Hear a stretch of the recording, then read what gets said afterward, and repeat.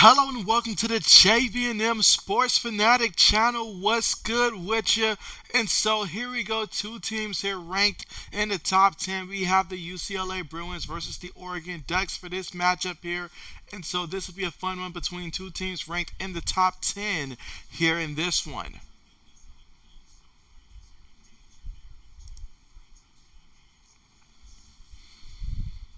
And so first we'll get to take a look at the Oregon Ducks offensively here. Starting off from their own 25-yard line here. Here they go in the shotgun.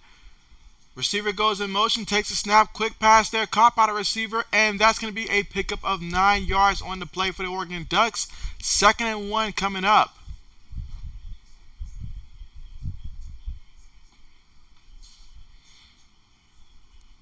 All right, they're hurrying up here. Again, 2nd and 1 right now. Ball at the 34-yard line, their own 34-yard line. Shotgun formation. Takes a snap. Gives it to the back again off the right guard. And he's going to pick up the first down and then some.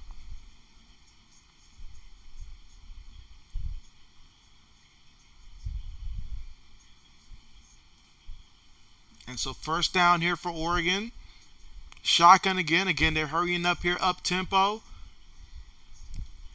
Takes a snap, quarterback moving, and he throws it on the sideline, and that's going to be, looks like a catch, and that is a catch on the sideline there. And so, old man, what's good with you? What's good with you? You say, how am I feeling today? And so, honestly, right now, it was a close one. It was a close one right here, and so I don't feel 100% here, but well enough to at least get things started and see how things go here. But I appreciate that here, and so do appreciate that there. So I don't have my full energy here, but I am feeling good. Ohio State won and in dominant fashion, so I am happy about that. And so Carmichael, what's good with you? What's good with you? You say hello, JB. How are you doing? And so, yeah, JB is trying to make it here, but appreciate that. All right, but here we go. 2nd and 1 right now. And so they're moving the ball pretty quickly here. Already trying to score on this drive here. So Bo Nix is looking pretty good on this drive. But we got a penalty here. Got a penalty here. So that will mess up the momentum here. Move them back 5 yards. But, yeah, how are you guys doing? All right, so 5 yards here on the offense. So now we're looking at 2nd and 6 right now.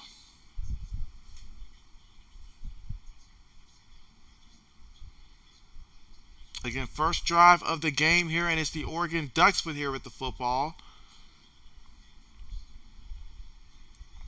All right, here in the shotgun, they got about 10 seconds right now on the play clock. Ball right now at the 35-yard line of UCLA. Takes a snap. Going to give it to the back, and the back is going to pick up about 3 yards on the carry. It's going to make it about 3rd and 3.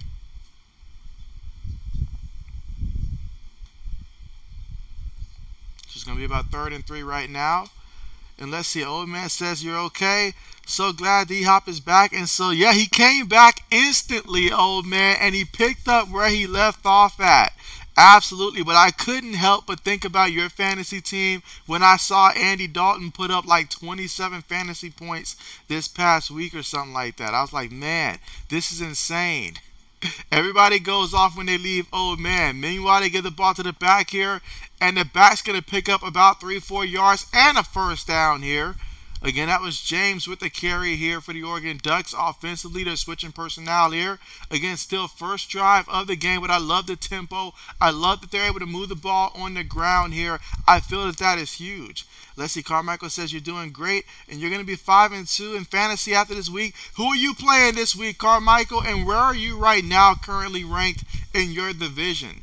Are you like at the top of your division or second? I feel like with a record of 4-2, I feel like you got to be at the top of your division if I'm not mistaken.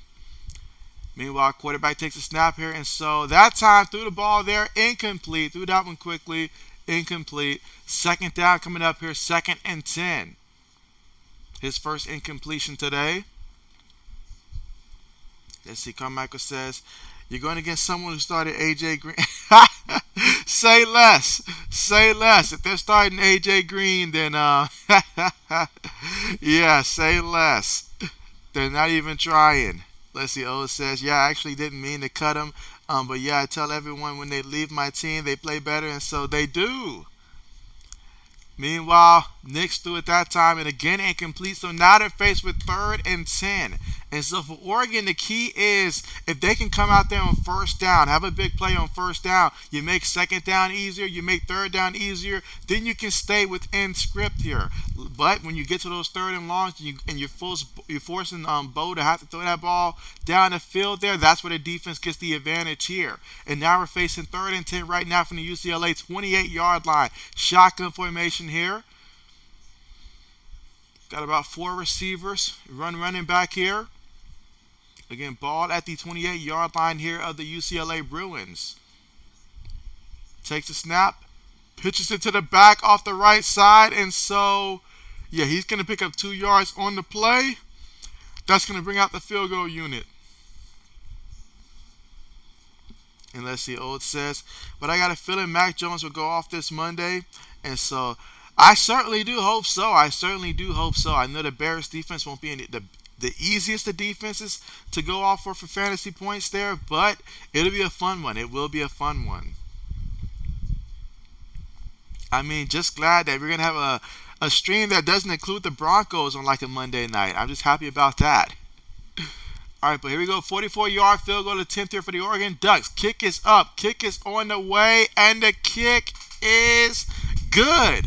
It is good. So Oregon scores on their first possession, the first drive of the game, in the form of a field goal. And so when we come back, we're going to get to see the UCLA offense and what they do here moving forward here. Again, the number 9th ranked team in the country here. UCLA has not lost a game all year. Chip Kelly got his squad ready this season.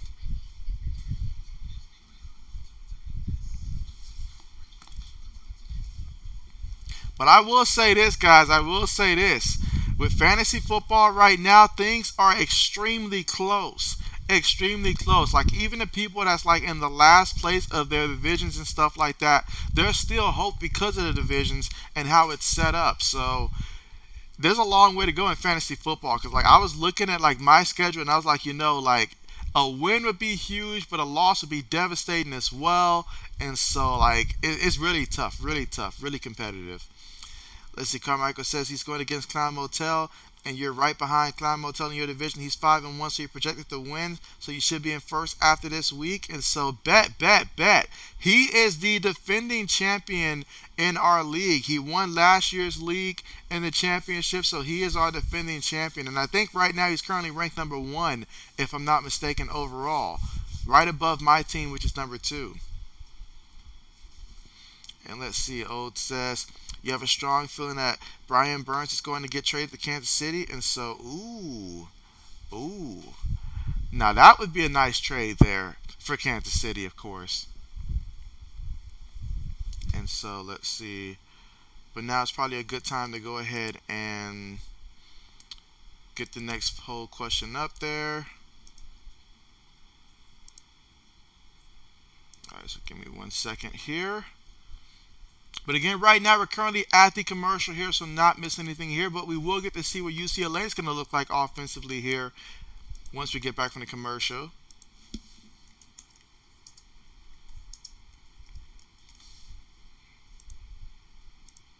All right.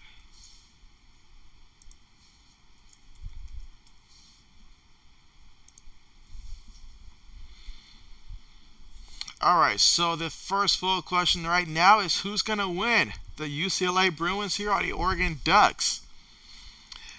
All right, let's see. Carmichael says, JB, last week I beat the person who was in front of you in the division. And so, yeah, I appreciate that. I believe that was Black Medicine's team that you had beat last week. That's right, because he did keep coming out and he was complaining about that. So, absolutely. So I do appreciate that right there. Let's see. Old says Rams, Eagles, and Kansas City have all called about him, and so bet. I feel like the Rams are calling about everybody right now.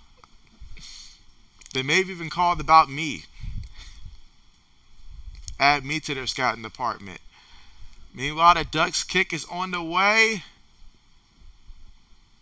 All right, no return here. So UCLA is going to take off from their own 25-yard line here. And we're going to see what Dorian Thompson Robinson and company will be able to do here. Again, the red shirt senior.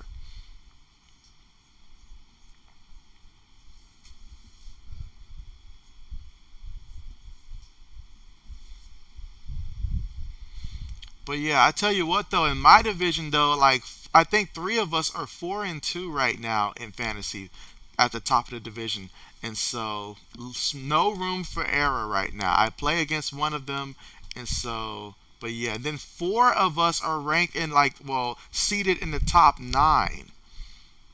All right, so for UCLA, quick pass there to the receiver and gets tripped up immediately back at the line of scrimmage there. They're averaging over 500 yards a game, UCLA offense, which is currently ranked 12th in FBS. So this is the offense that knows how to move the football here, led by a quarterback with a ton of experience, a ton of yards, and a ton of touchdowns. 2nd and 10 right now. Out of the shotgun, three receivers, one tight end, one back. Receiver goes in motion.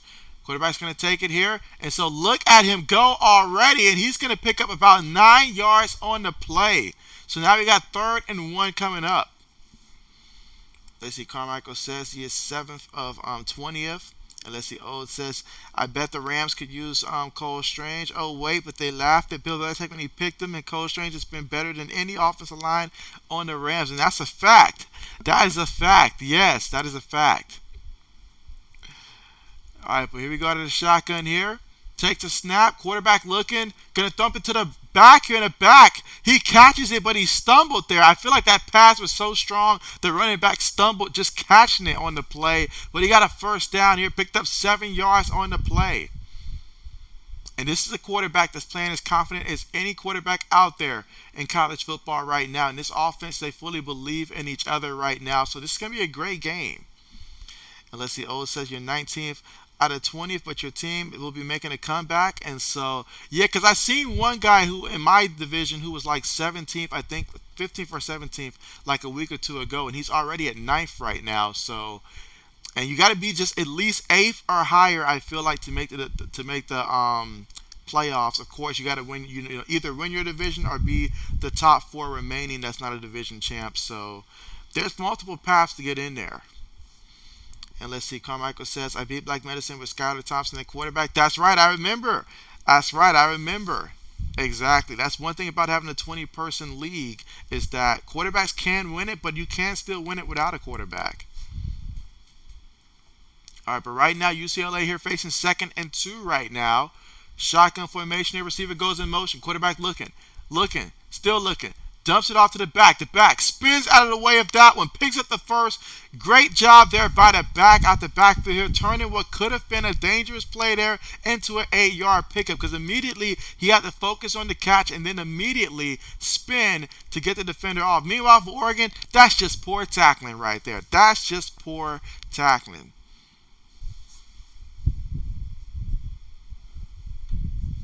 All right, but we got a 1st down here. On the Oregon side of the field here, quarterback has it on the move, throws it. He got hit on the play. And so, going to be about a good 2 yards shy of getting to that 1st down marker here. It's going to be 2nd and 2. And again, these offenses, they know how to move the ball.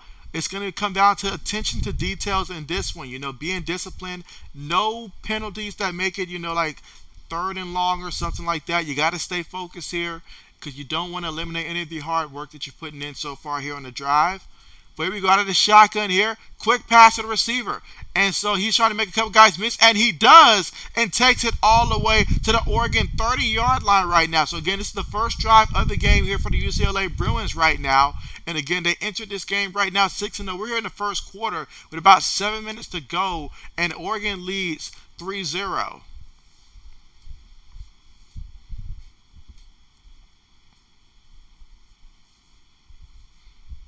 All right, so here we go. So we've got, again, 3 receivers here, 1 running back, 1 tight end. 1st and 10, takes a snap, fakes it to the back. Quarterback on the move, still running. And so now he's utilizing this blocker, and he's going to pick up about 5 yards on the play.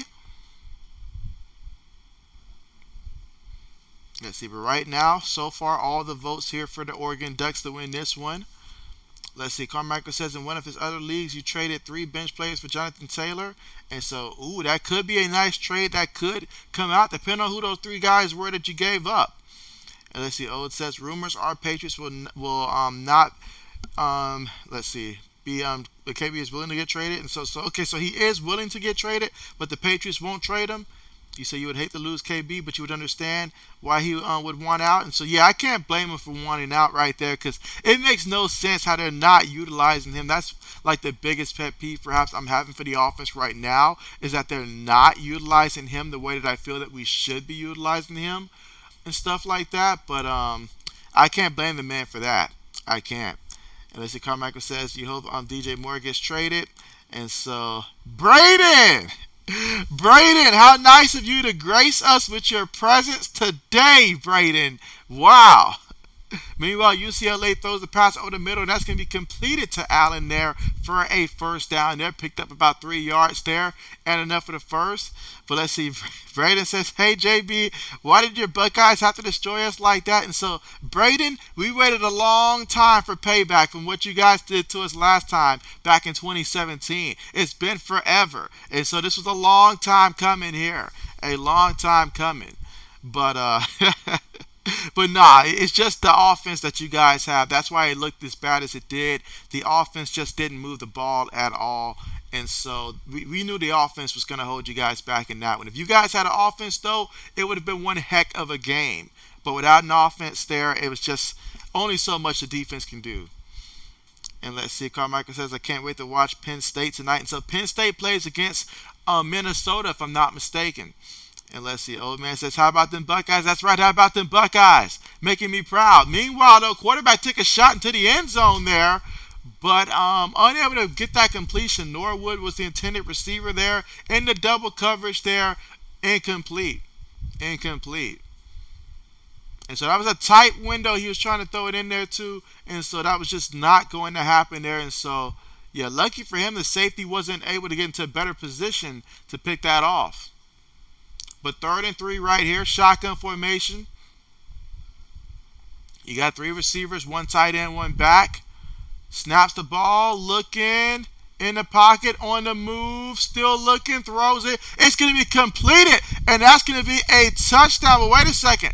There's a flag on the play. So let's hold everything. Let's hold the fireworks, all the celebration here. There's a flag on the play. And let's see. Carmichael says Iowa's offense sucks.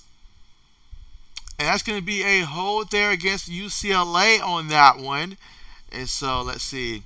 Braden says their offense is trash. Carmichael says you're watching the Texas and Oklahoma State game. And so, yeah, that is a great one. I seriously gave that one consideration in terms of streaming that one. Normally, I think more times than not, I would have picked that game. But I could not miss the opportunity here. 2 teams in the top 10 that I have not streamed all season long. I don't think I streamed the Oregon game since what happened last year. So, it was overdue. And I don't think I've done UCLA this year, like, since I've been streaming. So I went to stream these 2 teams. Meanwhile, they pass it over the middle, and that's completed here, but there is a penalty. Now, he was short of the marker here, so let's see what the penalty is going to be. Again, we're here in the first quarter with 4 minutes and 18 seconds to go, and that's going to be a false start penalty. Again, this is the first drive of the game here for UCLA right now. So far, we're looking at about a good 12 plays right now, 61 yards, and over 6 minutes in terms of time of possession off the clock. And let's see.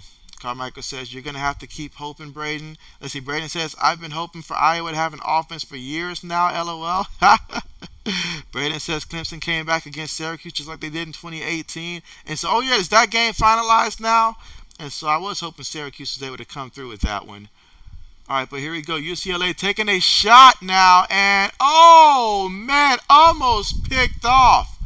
Almost picked off. The great ones make that play, son. That's the difference between getting paid and just being on a practice squad sometimes in the NFL. You got to be able to make those plays. Got to be able to make those plays. All right, let's see. Old says, JB, did you see the Bears player talking smack and saying he's going to check? I did see that.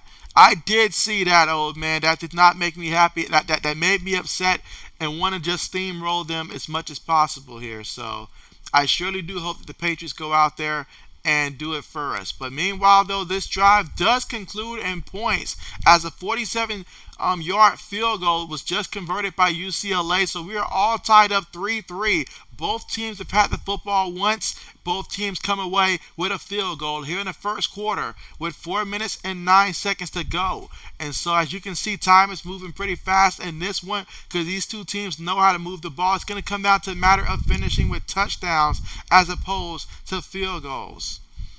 Braden says Clemson 127-21. Let's see. Carmichael says Chase Claypool had a game last week. Carmichael, let me know who had the bigger impact at quarterback for that game there. I didn't watch too much of that game. I just know that Kenny Pickett had the concussion. But was he more effective, or did Mitchell really come in and play better when he got in than what Kenny Pickett was doing during that game? And let's see, Carmichael said the Steelers won't trade Claypool. Let's see, Carmichael says, and we have all of our cornerbacks this week. And so, okay, bet. That is huge right there. That is huge. Let's see, Old says, don't know about that rumor, or a lot of teams have called them about him. And so, well, conversations are always being had, for sure. Conversations are always being had. Absolutely. But again, right now, we are currently at the commercial right now. Let's see, through 5 votes so far, we have 4 for the Oregon Ducks and 1 for the UCLA right now. I personally like UCLA in this matchup. I mean, Bo Nix, I feel like in the big game, Bo Nix, he's probably not my top choice for that. So I think UCLA in this one, but I feel like it's going to be a very great game. Like when it's all said and done, separated by maybe a field goal or less than 7 points when it's all said and done. Let's see.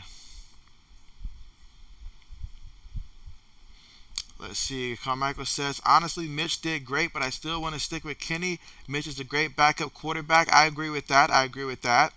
Let's see. Old says, hopefully Nelson and Wynn get traded. And so, Bill's going to try to pull some move there. You already know that. And so we will see how it plays out there. But I am anticipating Bill to make some kind of move. I am anticipating that. All right, so Braden says that he wants UCLA to win. And so, okay, bet.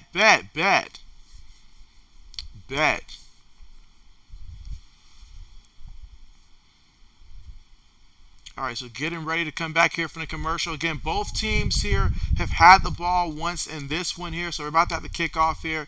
And as for Oregon, they've won their last 5 games here. Obviously, opener against UGA, it was just a nightmare. They pretty much knocked them out of the top 25 in one game. You don't see that happen too often, especially in the opening week.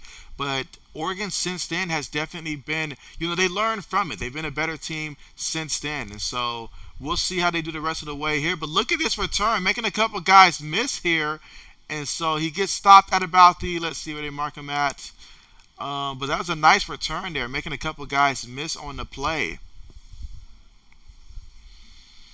Let's see, Braden says, JB, your thoughts on Christian McCaffrey getting traded? And so I feel like that is like the ultimate risk with the ultimate reward.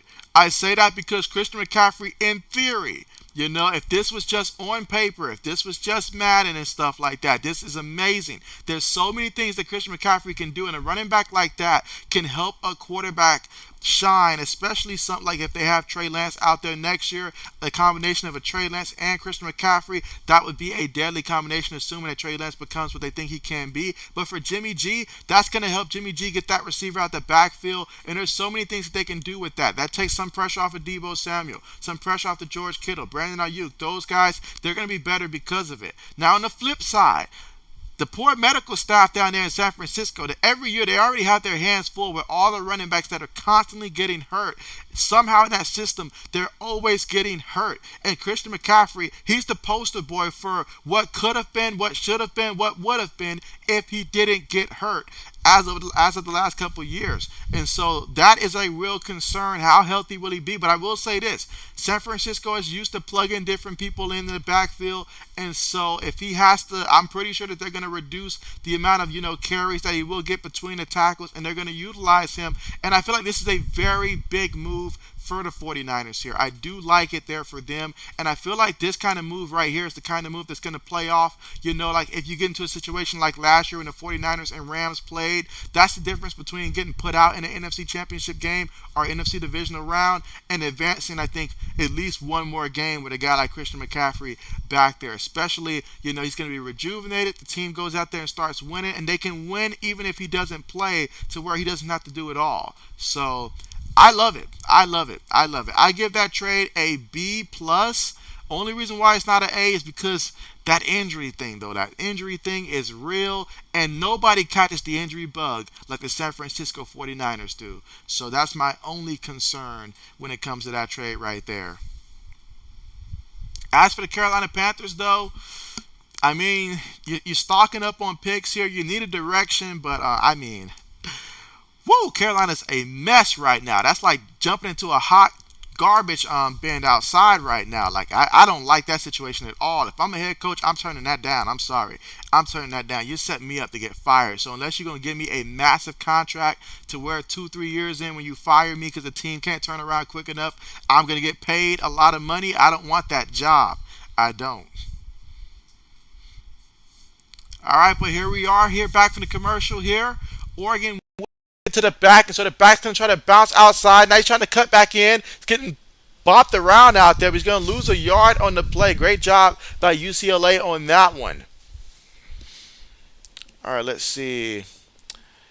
Carmichael says, Claypool, I don't want to trade him because he still has high potential. Braden says that McCaffrey can stay healthy. Him and Debo would be scary together. Agreed. All right, but here we go to the shotgun here. Takes a snap, looking, pressure in his face. Bo throws it, and it's going to be completed there, but they're going to lose a yard still, so they're going backwards here. So now we got third down coming up here. Third and about 12 coming up here. Again, here in the first quarter with 3 minutes and 15 seconds to go. Again, the score right now all tied up 3-3 right now. And let's see. Braden says also George Kittle never stays healthy. That's right. Can't forget about Mr. Kittle as well. And even on the defensive side of the ball, you've got your Nick Bosa. Shoot, if I was naming the team and I had to rename them from the 49ers, I probably would just call them the injured Niners or something like that, because they're always injured out there. And so that's a real concern for that team. All right, but here we go. Nick's moving around here, looking, throws it, and it's going to be completed. And so, all right, that's going to be a nice pickup there on the play. He threw it there to the back, and the back did the rest near that sideline there. Picked up about a good 18 yards on the play. A good 18 yards. All right, but here we go. First and 10 out of the shotgun. Gives it to the back, and so that's going to be a pickup of 11 yards there, and another first down here for the Oregon Ducks. So already Oregon here kicking it in gear here. Again, their second drive of the game. Again, we got first and 10 right now from the UCLA 44-yard line. And they're going to line up in a shotgun again. 3 receivers, 1 tight end, 1 back.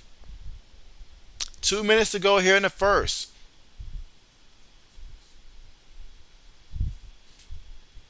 Takes the snap. Gives it to the back. And he goes off the right side and picks up 5 yards on the play. Now we got 2nd and 5 coming up here. UCLA 39-yard line.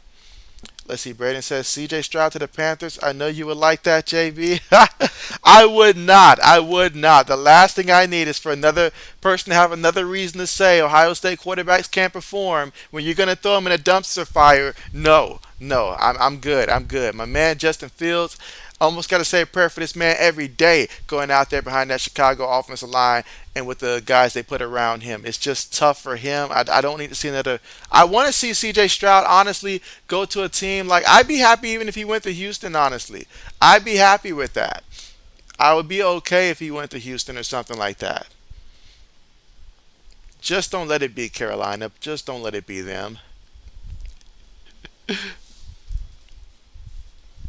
All right, but yes, that and so right now Oregon is doing a tremendous job, especially on first down. Their ability to run the ball on first down has been tremendous in making these downs convertible.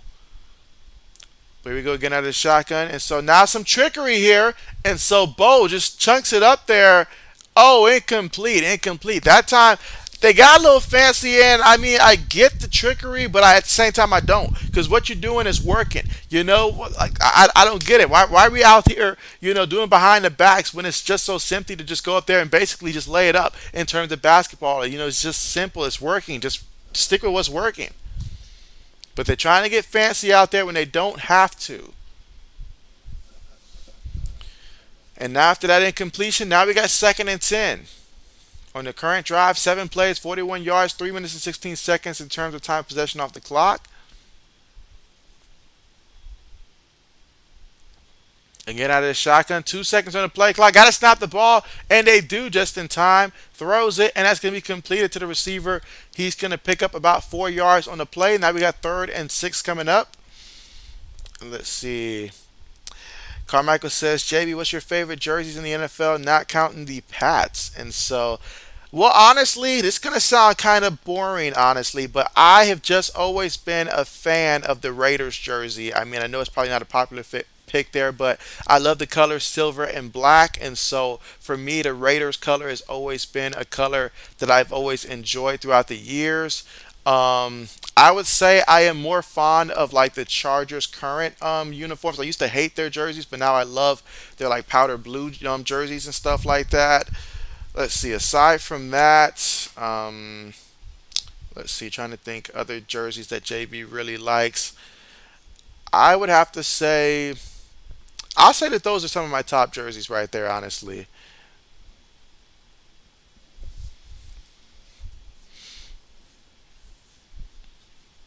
And again, right now we are currently at the commercial here because, hey, we're at the end of the first quarter here. So at the end of the first quarter, we are all tied up 3-3, but Oregon is moving the football right now here to their second drive, and they're already at the 17-yard line here of UCLA.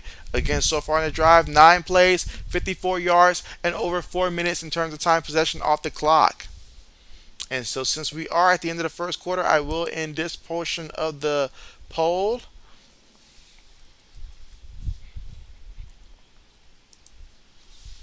All right, let's see.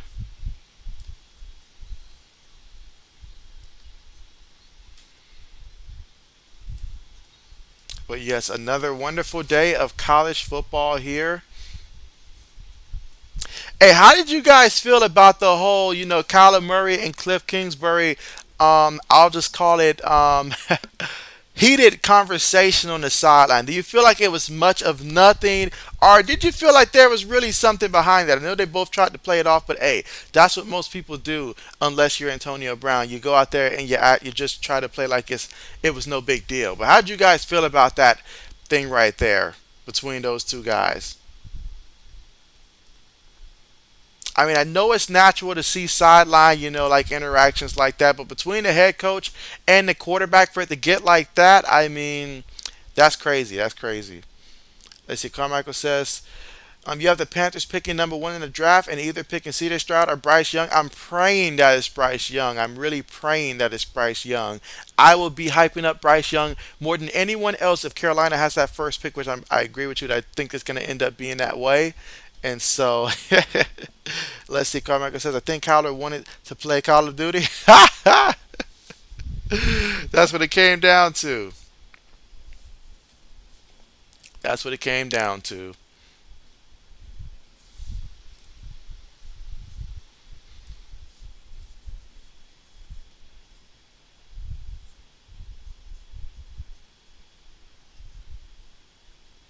And again, right now, still at the commercial, but when we come back, it will be the start of the second quarter. And let's see, Braden says he's seen coaches and players argue before, so it didn't really bother him and stuff like that. And Braden says, LOL, Carmichael. Yeah, I feel like personally, Kyler Murray is out on a mission, and I don't know, he kind of probably take it personal, like, hey, you guys are the one that made it seem like I'm not out here studying film and stuff like that, so don't come at me like that. Don't come at me like that.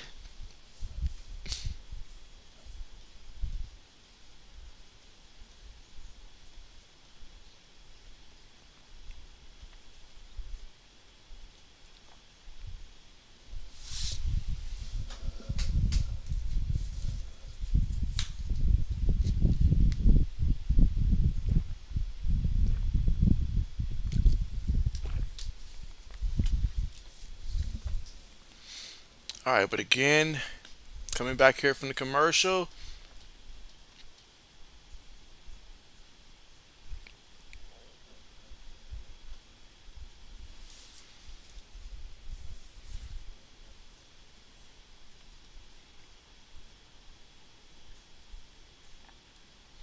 let's see. Carmichael says Kyler is happy he gets a whole 10 days to play Call of Duty since he played on Thursday night.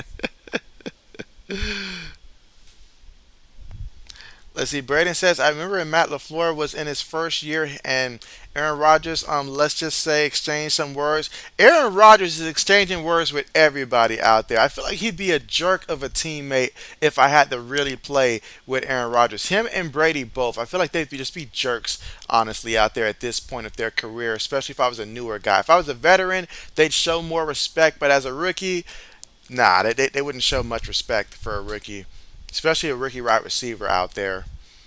But let's see the pass there. That's gonna be a touchdown there. So looking at that replay, and so see that's why that play right there reminds me so much of in the NCAA football games when you called a certain play so much, and then you called a similar play, and then the defense overreacts to it because that time they're thinking a quick pass down low, so the tight end was able to just run by him, get open, and that's an easy touchdown. It doesn't get no easier than that. Doesn't get no easier than that.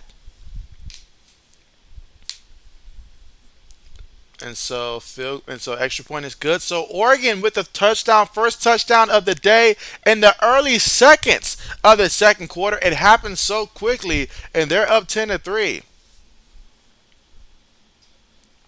Let's see. Carmichael says Alex Highsmith leads the league in sacks. Brandon says I think the Cardinals' offense will get better with D Hop's being back, and so that's right. He is back, and so the offense will be better. And so, absolutely, absolutely, absolutely.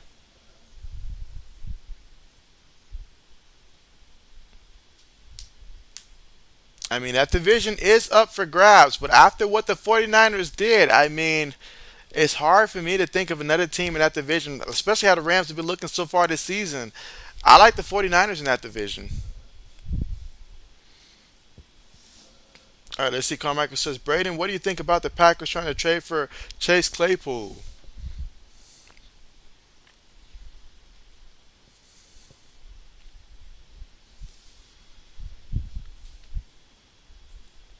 All right, so we're getting ready for the kickoff here.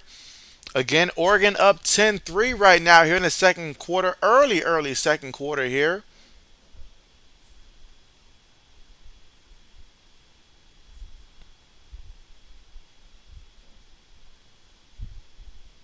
All right, kickoff on the way. All right, so it's going to be into the end zone there. So UCLA now, they'll get another crack at it here with the football to see what they can do here and what's going to be their second drive of the game, honestly. So both teams move the ball well. They take time off the clock here, and they also still move with a good amount of tempo here. So we'll see if UCLA can replicate what Oregon did offensively and find the end zone. Braden says he doesn't think that's going to happen, Carmichael.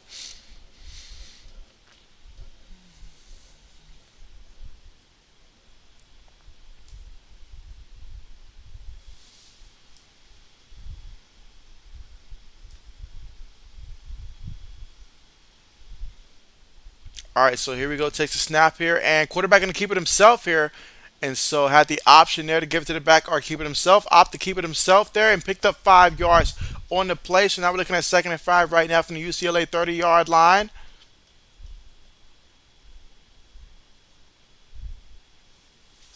Again, this is an offense right here that knows how to move the football. Shotgun formation here for UCLA. Takes the snap, fakes it to the back. Looking, gonna take a deep shot here. Incomplete, incomplete. It looked like Allen had already stepped out of bounds, so I doubt he could have been the first player to touch the ball there. But Gonzalez in the secondary for Oregon had the chance to make an interception there. Now let me check the replay and see if I'm correct, but it looked like he did step out of bounds. If not, he was awfully close, awfully close. I see Braden says he needs a receiver though, and so I bet you guys wish it would have took N'Keal Harry now. All right, here we go looking. Third and 6. Finds a receiver underneath, and he finds the first down marker before he's brought down. His last name is Brown. Picked up about 7 yards on the play. That's the first down here. So now we're looking at 1st and 10 right now from the UCLA 37-yard line.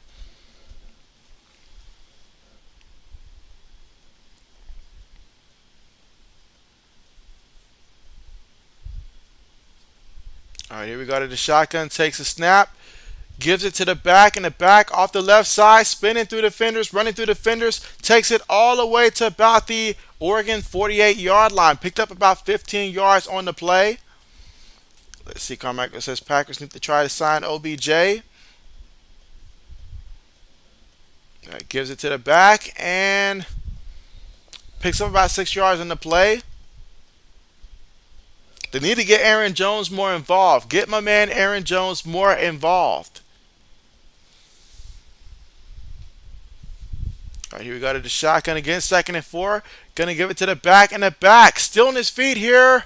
Gonna pick up a tough 6 yards on the play. And another first down. So now we've got another first down here.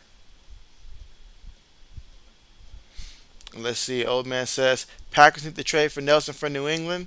And so, let's see. Braden says, nah, I wish we traded up and got Chris Olave in the draft. And so, you know that's not what the Packers do, Braden. You know that better than anybody. You already know that they were not trading up for a receiver. Takes a snap, looking, throws it. And the back out the backfield, he's still running. And look at him going. That's going to be a touchdown for the Bruins here.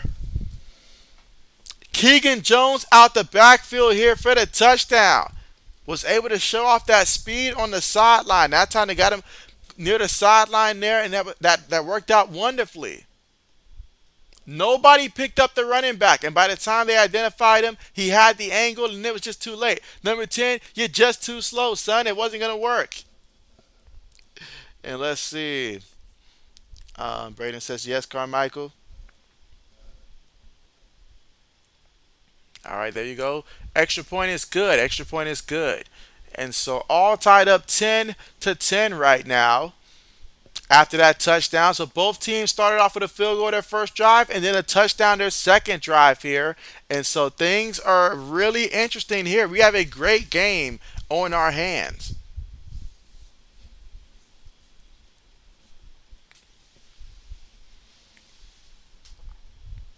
Let's see. Braden says the funny thing is Matt LaFleur and Aaron Rodgers both say we need to get Aaron Jones involved, and it doesn't happen. Right? Yeah, it's hurting me in fantasy football now, Braden. It's at this point though. In my other league, it is really hurting me in fantasy football here. That Aaron Jones, him and Kareem Hunt. Like I'm so disappointed in those two guys this season right now. Like words can't express the disappointment. I really thought I was gonna have a very solid backfield, and now that Rashard Penny is out for the year, I had to drop him, and so I really need Aaron Jones to really step up. And I need Kareem Hunt to remind the Browns that he's still a good running back 2 option to use, and to use him a lot more, because my gosh, is Nick Chubb's out there just destroying it right now for the Cleveland Browns. And so, yeah, I'm highly concerned. But good news for me is that Swift is coming back from his bye week, so I'm happy about that. I just hope that he's going to be healthy this week.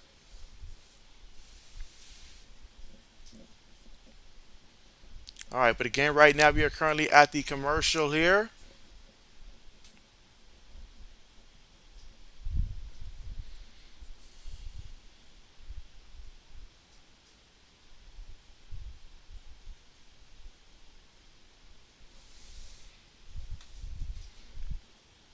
But again, we're all tied up 10-10 right now.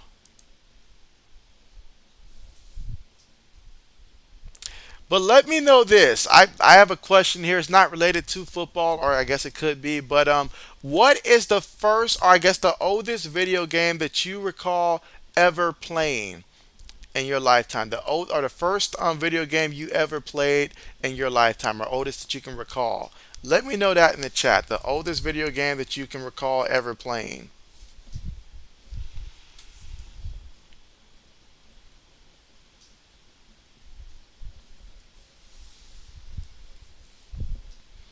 All right, but again, UCLA 7 plays, 75 yards, and just 2 minutes and 18 seconds in terms of time of possession off the clock on that scoring drive here for UCLA. So we're all tied up 10-10.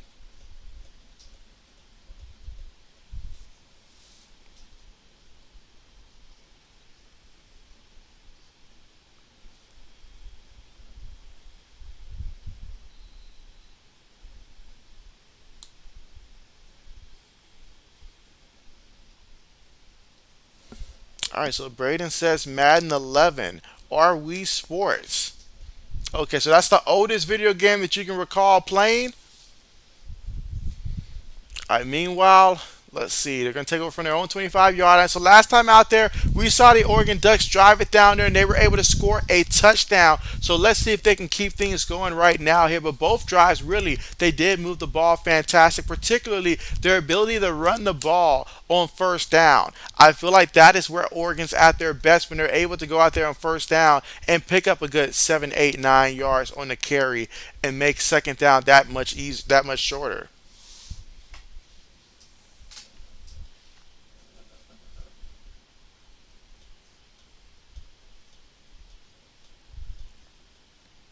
All right, but here we go here for the Oregon Ducks. From their own 25-yard line.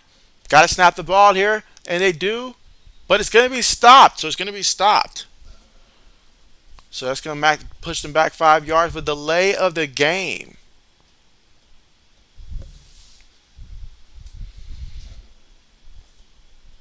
I'm trying to think, though. For me, the oldest video games that I can recall, not quite sure the order, but the oldest ones I can recall has to be like what NBA Live like 98, like Madden 98 as well, and also like Donkey Kong Country. I remember Donkey Kong Country and old like on the old Nintendo. I forget which Nintendo it was called, but Donkey Kong Country 1, 2, and 3. I remember those. And so 80s, what's good with ya? What's good with ya? But we go 2nd and 11 here out of the shotgun. Gives it to the back here for the Oregon Ducks off the right side and picks up about a good 13 yards on the ground here. So now we got 1st and 10 here for the Oregon 37-yard line. And so, but yes, and so 80s, I was hoping that Syracuse was going to be able to pull it off. I really was hoping that they could have pulled it off there. You don't know how badly I wanted them to win that game. But, man, they fell short. But glad to have you here. And let's see, Braden said, forgot I played the NCAA football game that had Reggie Bush on it. And so, yes, Reggie Bush and company. And so I'm trying to think. I think the oldest college football game that I can recall playing had to be on the GameCube, I think. And I feel like it had to be like 2004 maybe. So it might have been around that same time frame. Meanwhile, Bo Nix here keeps it himself. He runs and he picks up a nice gain and a first down here for the Oregon Ducks. So both of these teams have quarterbacks that are not afraid to run the ball here and do a tremendous job of deciding when to keep it or hand it off. All right, so now we got another first down here for Oregon. And let's see, 80 says, nothing good. You got drunk last night and it's all my fault and Braden's fault. Takes a snap here, fakes it to the back. Bo looking, Bo going deep. Wonderful pass. And that's going to be a touchdown for the Oregon Ducks.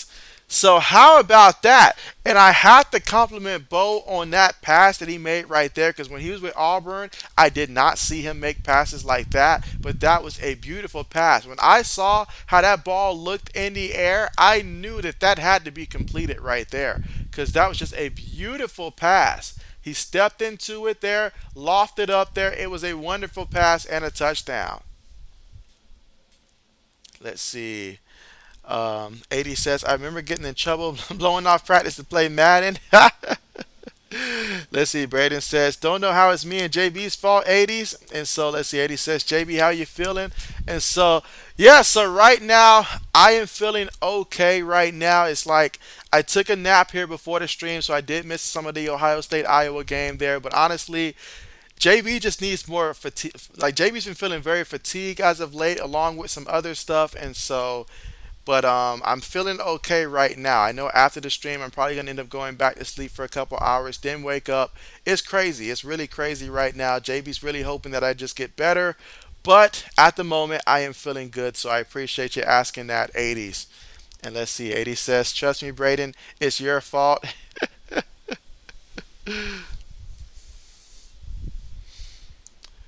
All right, but again, right now, currently at the commercial. I know the scoreboard hasn't updated just yet. Let me go ahead and try to refresh this.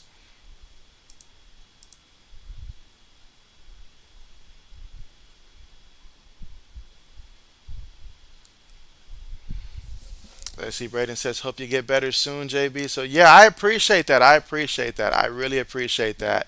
Cause it is so crazy. Like I'll be feeling fine throughout the day, just feeling okay. Then all of a sudden, it's like crashing almost to where it's like, oh man, where did this come from? So yeah, and let's see. 80 says chronic fatigue syndrome is no joke, and so yeah, absolutely, absolutely, absolutely, 1,000% agree with that. Like it's not even just the streams, honestly. It's just getting through work and stuff like that. It's just a hassle getting through work and like so many things right now. So let's see. 80 says, "What do you think of that Syracuse quarterback?" And so, honestly, I've only seen like highlights of Syracuse, and so I didn't too much get to watch the Clemson game because I did sleep a good bit through it, and then I started watching the Ohio State game and stuff like that. So I didn't get to watch much of it until like the very end. But I do like him. I do like him. And I love what they're doing down there at Syracuse. I really do. I've been waiting for a moment for Syracuse to get to this point here. So I'm disappointed that they lost to Clemson because I really wanted them to win the ACC. Still want that to happen, but this is a big loss there. But he's doing great. Doing great. Let's see. Braden says, "Is Bailey Zappi or Mac Jones start Monday?" I believe it's going to be Mac Jones, Braden. It looks like Mac Jones is going to be back out there. Of course, Bill just won't simply just tell us that unless I missed the report while I was somewhere asleep or something like that. But all indications is that Mac Jones looks like he's going to be going back out there against the Bears. And so if there's a game for Mac Jones to come back, it's got to be Mac Jones. I mean, it's got to be the Bears if he's going to come back and stuff like that. This is the game to bring him back. But oh man, how is Damian Harris looking so far? Does it look like he's trending to come back this week? I know Stevenson did tremendous last game and stuff like that, but I always love to have the two of them out there, and I feel like this is the kind of game where oh man, look at that! Look at that! Was that an onside kick? I mean, it was an onside kick, but was it far enough in terms of the actual kick before he touched it? Wow! You know what? He'd have got me the same way. I was not thinking onside kick in that situation. But you know what? This reminds me of when the Saints did that onside kick against Indianapolis in the Super Bowl that ultimately turned the tide in that one. And so, wow, what a very aggressive play call there. That's going to get the fan base jumping up and down. I like it. I like it. Let's see. Old says, as of right now, Mac Jones is the starter, but Patriots haven't named the starter yet. And so, yeah, of course, you're right about that. And so, Bill might not name it, old man, until the game starts. So you better guess correctly when it comes to fantasy football. Meanwhile, Nix in the offense here for Oregon snaps the ball, gets it to the back. He picks up about 3 yards on the play. So basically, they robbed UCLA of an offensive possession here on the play. Absolutely fantastic strategy here. Who says you can't get onside kicks in today's football? Wow. And let's see. 80 says, "Go with Zappe. Same thing happened when Drew Bledsoe got hurt and a GOAT was born." And let's see. Old says Harris is looking good, but I don't think he's playing Monday. So you don't think he's playing Monday? Okay. In my opinion, you know what? I would rather he would take that extra week off, indeed, and stuff like that. But you're saying your opinion, you'd be 2 weeks more before he plays, and then going to see him a lot, so Stevenson can rest up. And so, absolutely, absolutely. The more you can keep running backs fresh, the better. All right, but here we go. Shotgun formation here. Takes a snap, fakes it to the back, looking, throws it over the middle, has a man, and he has a completion there. And so, but hold everything. There is a penalty. There is a penalty. This is going to be on the offense here. And Bo knows it.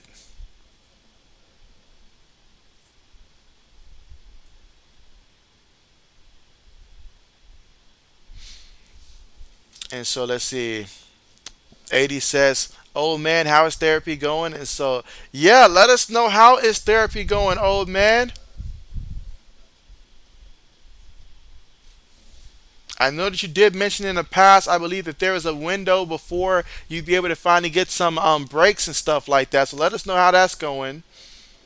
All right, but after the penalty, we're looking at second and 17 right now.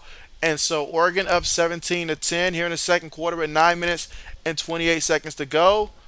Takes a snap, looking, throws it. Ooh, did he catch that? Oh, wow. I was thinking that he overthrew it, or I was thinking some of everything on the play. But man, what a play there by Mr. Franklin to come away with the reception on the play. Big time play. Now, there is a penalty here. Let's see what they call. Let's see. Braden says, yes, 80s, but Bill Belichick and JB don't believe in him. And let's see. Oh, it says, it's okay, 80s. I found out Tuesday what the doctor wants to do. So you'll find out Tuesday? Okay, bet. And so, yeah, Braden, it's not that I don't believe in him. Because if JB was the head coach right now, I would have Zappe out there next week because I want to keep winning right now. But I'm just saying. JB's just saying. JB does believe, though. And let's see. Old says, I'll find out Tuesday. Don't know my phone bugged. And let's see. 80 says, if you look at Oregon's uniform for more than 10 seconds straight, you have a seizure, lol. And so, yeah. And so, hey, those uniforms right there for Oregon, a lot of people love them and stuff like that. They're a little too flashy for my taste. I can't imagine me out there in those uniforms and stuff like that. A little too flashy for my taste there, honestly, the Oregon Ducks. But I can see why a lot of people would like them, though.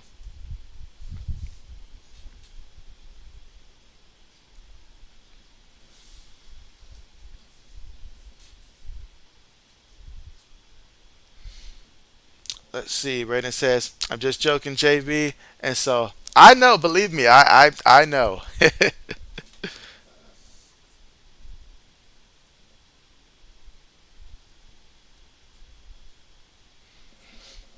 Let's see. Braden says that he likes Oregon's uniforms, and so yeah, absolutely.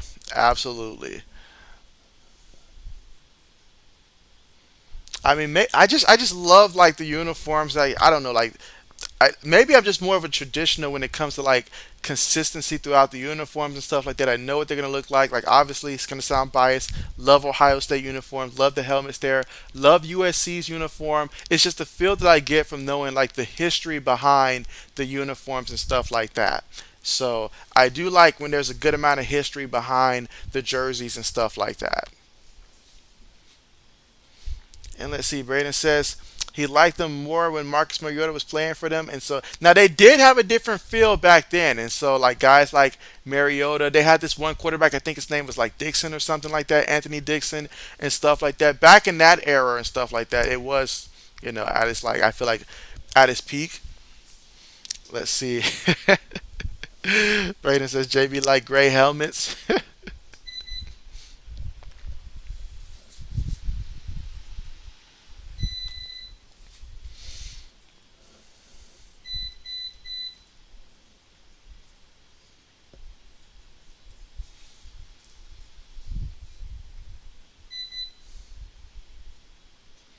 But how do you guys feel about the NBA season being back, though? I know we haven't discussed NBA that much on this channel as of late, but how do you guys feel about the NBA being back?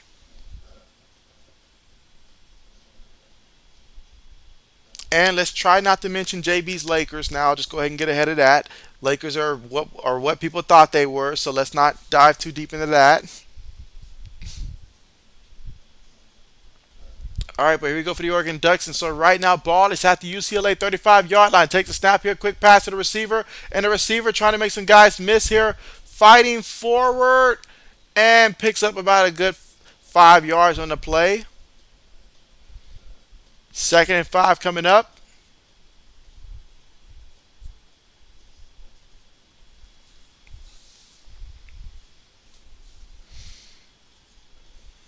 8 minutes and 45 seconds to go. Again, the Oregon Ducks up 17-10. Can give the ball to the back here, and the back is going to pick up about a good 8-9 yards on the carry and a first down. Again, here in the second quarter with 8 minutes 35 seconds to go. Let's see. Braden says Warriors look good the first game. Let's see. 80 says you missed the NBA from the 80s and the 90s, and so much has changed with the NBA. Much has changed. I will say that.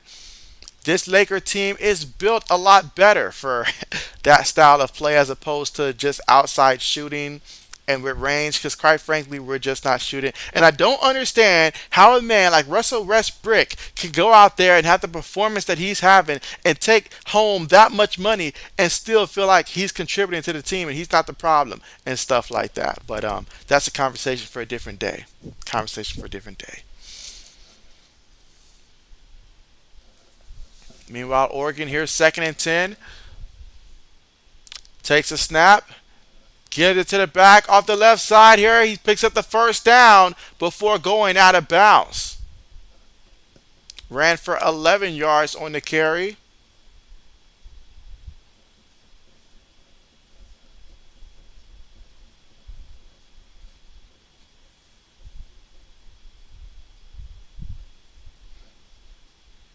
All right, but here we go. 1st and 10 here. Takes a snap, gives it to the back, and the back, he came close to that first down marker. Let's see where they mark him at. But man, what a nice run on that one. Let's see where they mark him. A generous spot right there. So they'll give him, I guess, the first down, it looks like.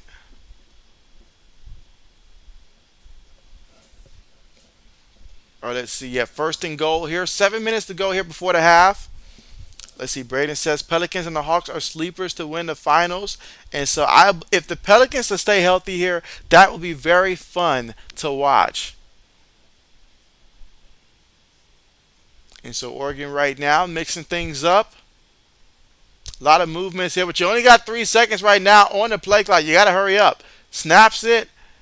And that's going to be a touchdown. So I don't know how they did it. I thought they wasn't going to have enough time there to get everybody lined up there, but they did. And so Jordan James with the touchdown run here for the Oregon Ducks. So they're able to cash in on the surprise sneak onside kick and all like that, in which the kicker was able to recover his own onside kick.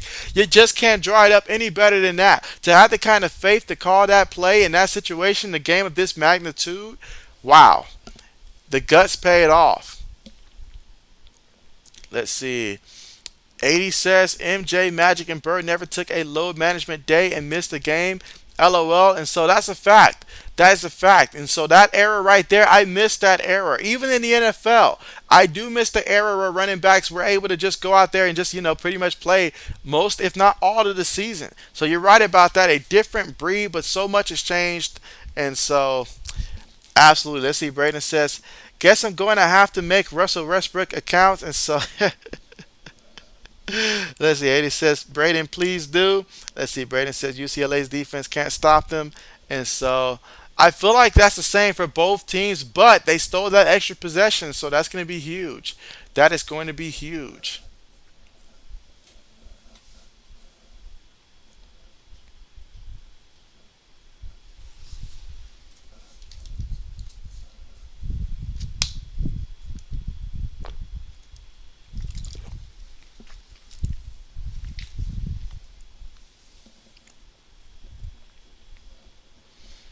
Let's see. Braden said, "Did you see Todd Gurley retired?" And so, yeah, I seen that. I was like, man, I thought he was already retired at this point. Like, I feel like there's a moment where it's an understood retirement where we're all like, okay, you're not going to get another opportunity.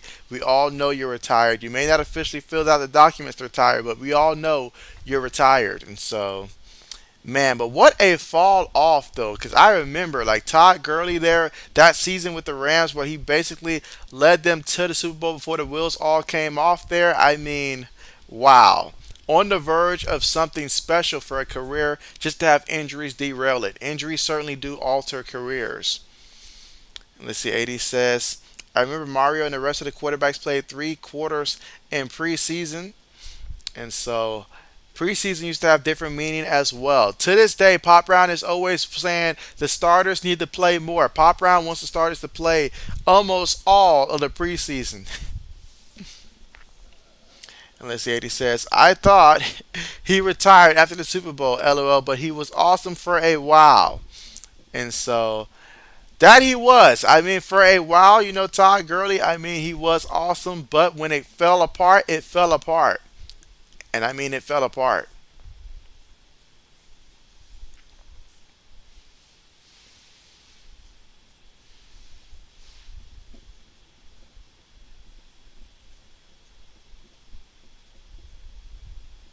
Because I remember thinking that he was going to take over for Marshawn Lynch in terms of that physical runner, like means so much to the offense, carry the team. I really thought, and for a second, he was, but it just all just fell apart so quickly. Yep, but Oregon, that was 7 plays, 54 yards, 4 minutes and 14 seconds on that touchdown drive. So let's see if this time they will actually kick things off. Here in the second quarter with 6 minutes and 34 seconds to go. Kickoff on the way.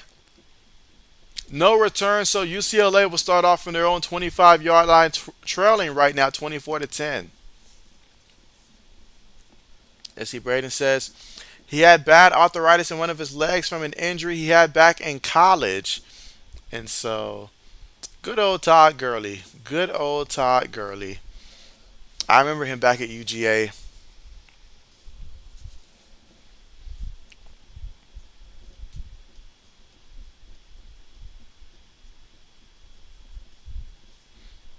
All right, so here we go. First and 10 here. Their own 25-yard line. Takes a snap, gives it to the back, and so the back up the middle, fighting forward. They stop his forward progress there. Going to pick up about 4 yards on that play. Second down coming up, second and about 6 here in the second quarter with 6 minutes and 18 seconds to go. Up, Braden must be ahead here.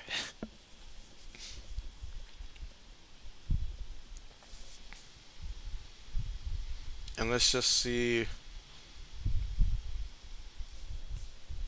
All right, meanwhile, takes a snap here, looking, throws it, and oh, spectacular. Beautiful catch there. Beautiful. Absolutely beautiful catch there. And so made that one-hand catch. Again, it looked like he tipped it to himself because he did. And that's a big-time play there. And another first down here for UCLA. And let's see. 80 says, great catch. Meanwhile, this time the quarterback, he's keeping it. Bouncing outside. Nice stiff arm on the play. You stiff arm a man, you get into another man's face there. This kid has no fear.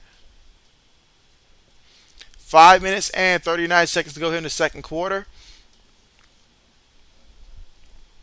Let's see. Braden says sorry.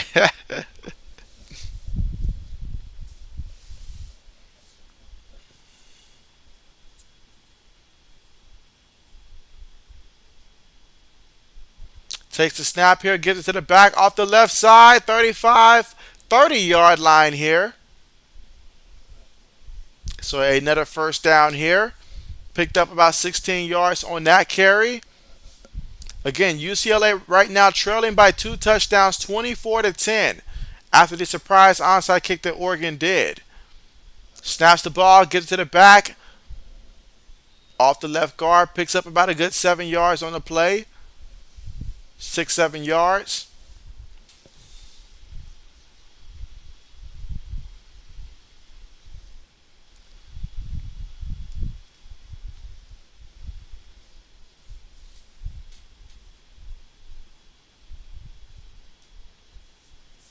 Second and 3 here out of the shotgun. Three receivers, one tight end, one back. Receiver goes in motion, takes a snap here, gives it to the back, and to the back. Trying to bounce it outside now. Not going to work. Not going to work this time. Actually going to lose some yards here. Now we got third down coming up.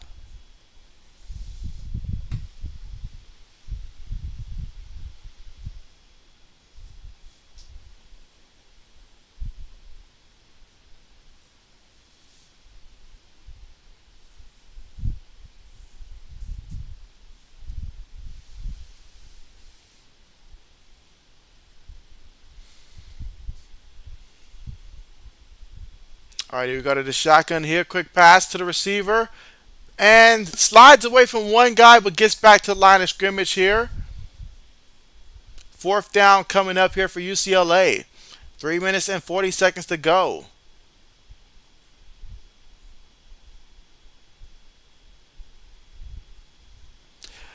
What is a college football program this year that you guys are most disappointed in so far this season? Like the most disappointing college football program this season?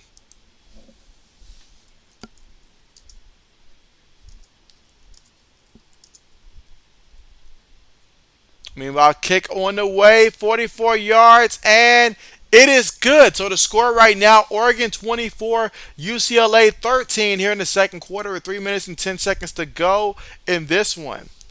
And let's see, Braden says Texas is up 21-10. And so bet, keep me updated with that one for sure. Appreciate that there. But yes, and so all right, so 80 says Ohio State because he truly believes that we are the best team. So he's highly disappointed that we're only ranked second.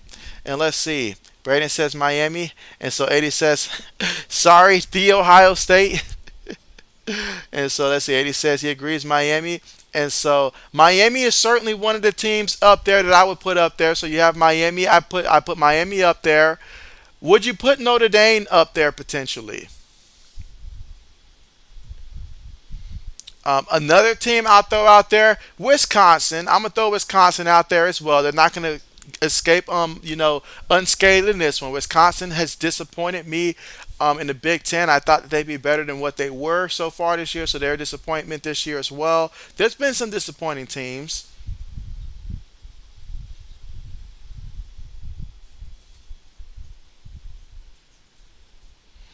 And so let's see. Braden says yes.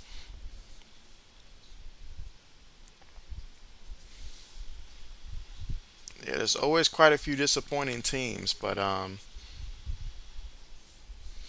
let's see. Braden says BYU. He's got BYU as one, and so bet. Yeah, I remember BYU was up there a couple times. Like it wasn't that long ago. It feels like that they were highly ranked up there. But yeah, them. I'm gonna throw Texas A&M out there as well. All that talk that Texas A&M was doing throughout the offseason, I really thought Texas A&M was gonna come out there fired up this year.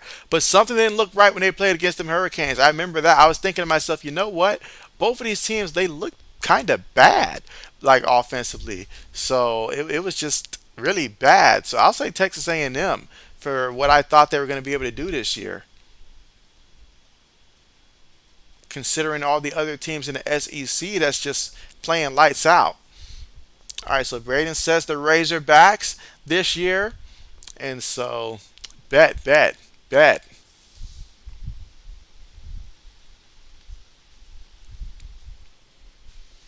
All right, but getting ready to come back here from the commercial here.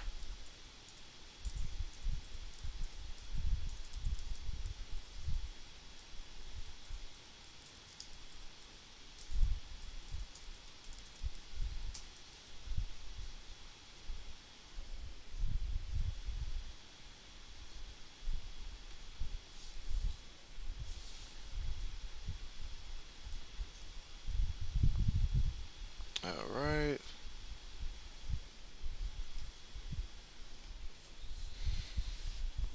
All right, so here we go. Get ready for the kickoff here. Let's see if UCLA has any surprises of their own here on the kickoff. All right, kickoff on the way. All right, we will get a return here by Oregon. He's at the 10, at the 12. Oh, brought down here. Should not have returned that one. And so Oregon will take over from their own 12-yard line. And let's see, 80 says JB loves Chip Kelly. He failed your Eagles, and so I'll tell you what though, Chip Kelly did not like the players that he had down there. He was trading players left and right. If you were a star, a bigger star than him, he was getting rid of you at the NFL level.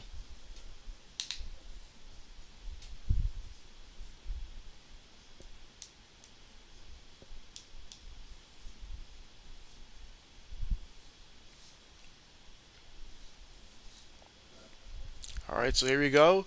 From their own, let's see, own 12-yard line, takes a snap, gives it to the back, and so the back, with room to work with, picks up the first down. And look at that. The lineman pushing forward for like an extra 2, 3 yards there. Going to pick up about 14 yards in the play, first down.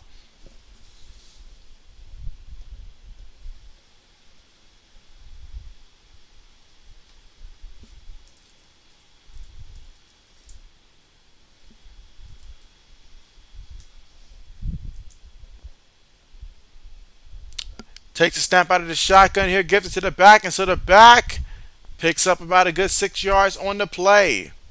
Second down coming up here, 2nd and 4.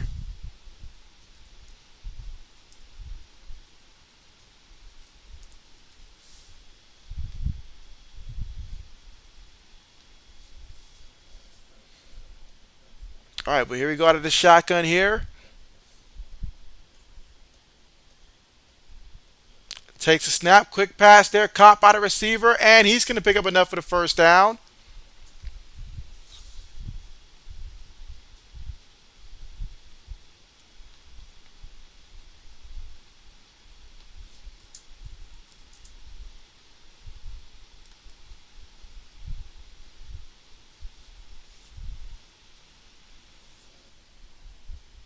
And so, oh, what a nice spin here. And so he's going to pick up about 8, 9 yards on the play.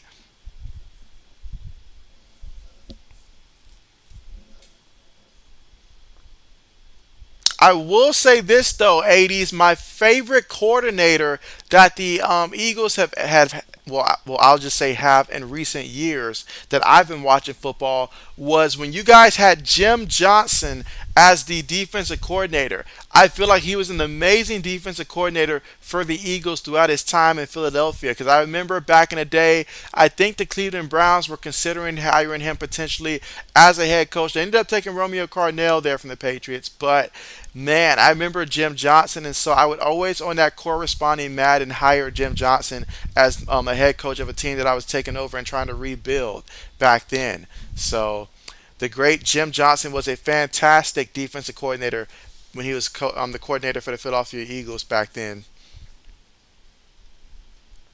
I had a lot of respect for him, and I really wanted to see him get that head coaching role. If not Cleveland, I feel like somebody else should have hired him that year because that was the man that knew what he was doing, and I feel like he deserved an opportunity. Let's see it. He says he's been like an emergency quarterback. Hey, when you're an emergency quarterback, that means the offense probably isn't that good. So you're spinning for your life out there. You're turboing, spinning, all that stuff. You are making it happen out there. Absolutely. Let's see. 80 says Jim J was awesome. And so, yes, yes, definitely one of the most underrated defensive coordinators that I can recall seeing throughout football. That man knew his X's and O's, and he got results.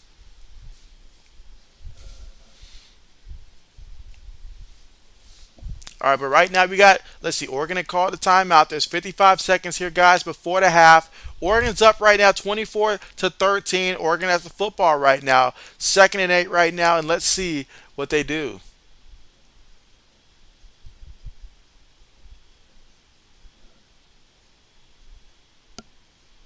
All right, 5 wide here, takes a snap, on the move, looking, throws it up there.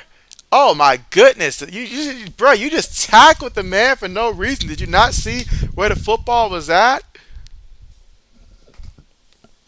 Let's see. 80 says he's hungry. Wings or pizza?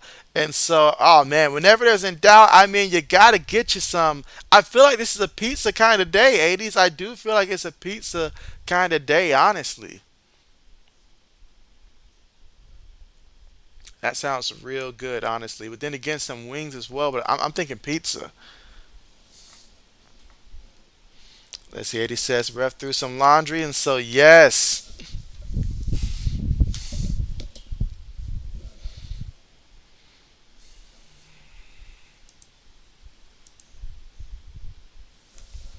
All right, so here we go at the 21 yards away from the end zone here. Oregon takes a snap. Bo's moving. Bo's going to run. Bo looking for some. Oh, man, look at that. Already a penalty. Before the man can slide to the ground here, already a penalty.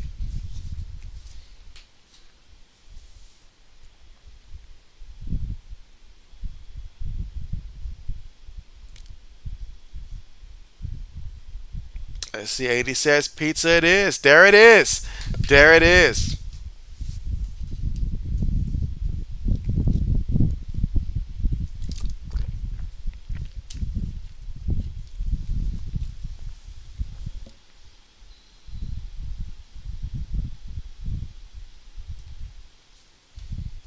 All right, here we go. Out of the shotgun, 5 wide. Takes the snap, looking. Again on the move, 1st and 20 here. Oh, he found a receiver there, and the receiver found the first down marker and then some. 1st and 20 meant nothing to these guys. And you can see the rain coming down out there. All right, 3 receivers at the bottom of the screen here. Shotgun formation here, but wait a second, wait a second. Looks like a timeout is being called. This time UCLA.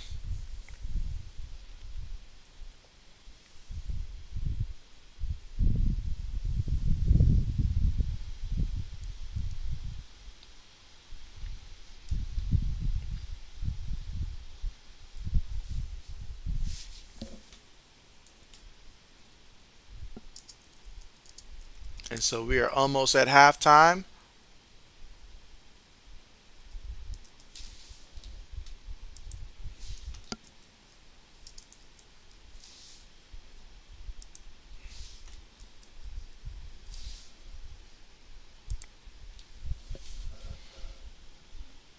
All right, so here we go for today. Who will win, Mississippi State or Alabama?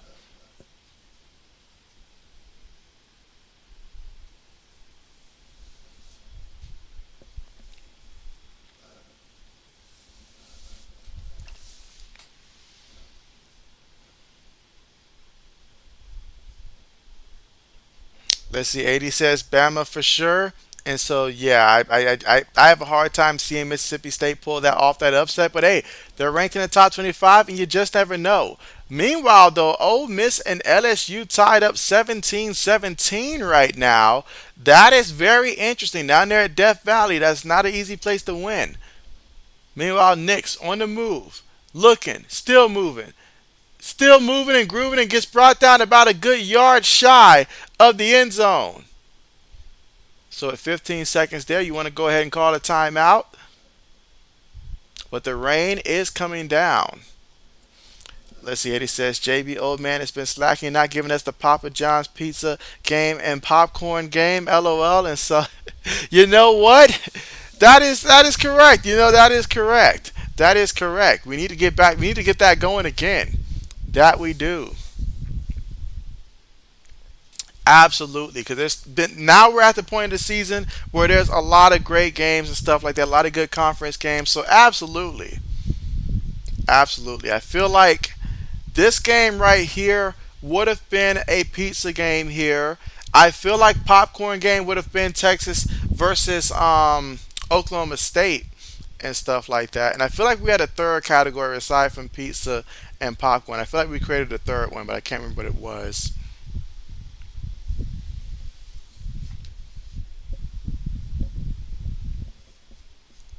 Well, you know what? I forgot about that Clemson Syracuse game earlier. That would have been one. But man, look at that. I mean, Miami committed 8 turnovers. 8 turnovers? The most from a Power 5 school dating back to 2009. The Hurricanes should be ashamed of themselves. I don't know what Mario Cristobal's looking through, but I don't like the results that he's getting. So he needs to find something different because it's not working for the Hurricanes. They are not working. I mean, this was against Duke. I believe they played Duke today. And so, wow, that's embarrassing, honestly. I'm not going to lie. They should be embarrassed. Hashtag put a paper bag on it. It's just not not good at all.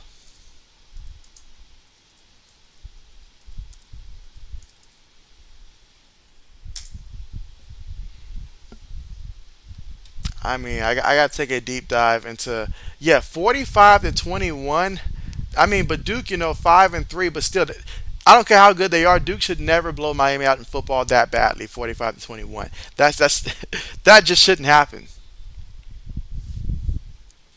Let's see what he says, the chicken wing games, and so yes, yes.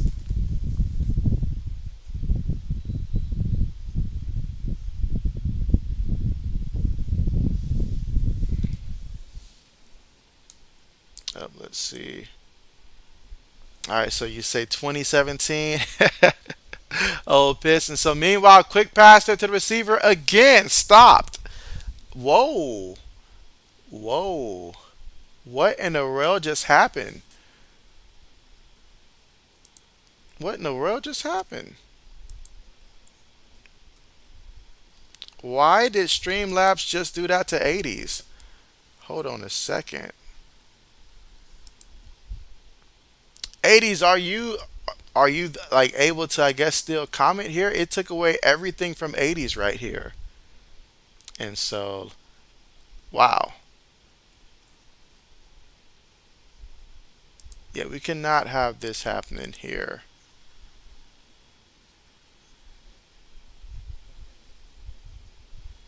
Yeah, not sure what happened there. But we got 10 seconds right now here. Third and goal. Again, here in the second quarter with 10 seconds to go. And so, how in the world did that even happen?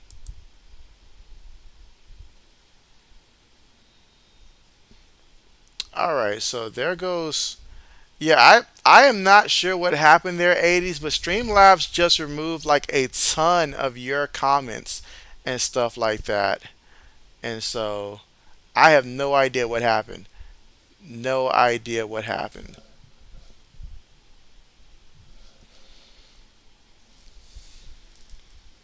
I'm like, it'll do that to 80s, but it won't do it when we have a bot come on here. Braden says what happened, and so yeah, so I don't know what happened because like 80s had said something, and then like it hid the message, and then I unhid it, and then like 2 seconds after I unhid it, then it like completely just deleted like not all of 80's messages, but at least like the last, it looks like the last 8 messages, and then it put him in timeout for a second. This is insane. And so let's see. 80 says JB International halftime show with special guest Chip Kelly. A chip off the old block, you might say. I do like Chip Kelly's offensive creativeness, but Chip Kelly himself, that's an entirely different conversation. But here we go. Third and goal. Again, Oregon still trying to score. They got no more timeouts here. So Bo on the move throws it. And that is going to be a touchdown. So another touchdown here, massive touchdown here for Oregon, and that just goes to show that stolen possession on that onside kick has really swung this in the favor of Oregon. And so big time score there before the half. They're now up 30 to 13. You're about to have the extra point come up there, and there you go. Let's see. 80 says it's Braden's fault. Your messages got deleted. And let's see, Brandon says he said the magic word, and so he did not. He did not. All right, meanwhile, extra point is up, and it is good. So 31 to 13.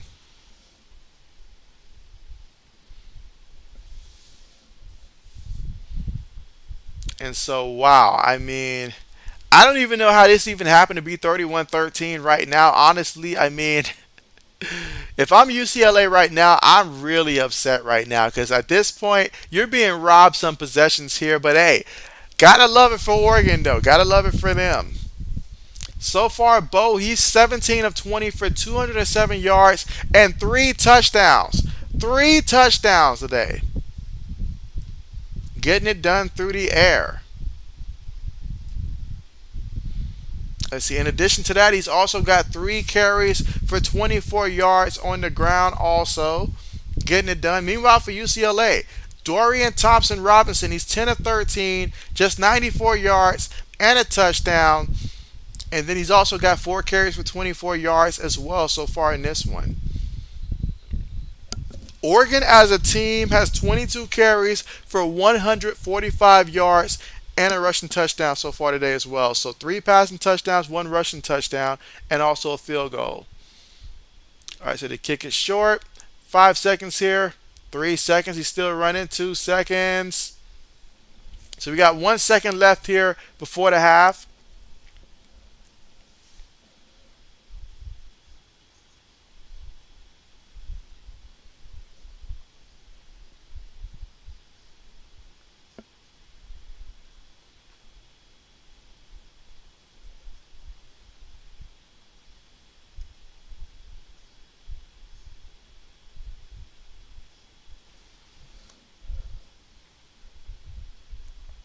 Okay, so with 1 second left, time to take a knee.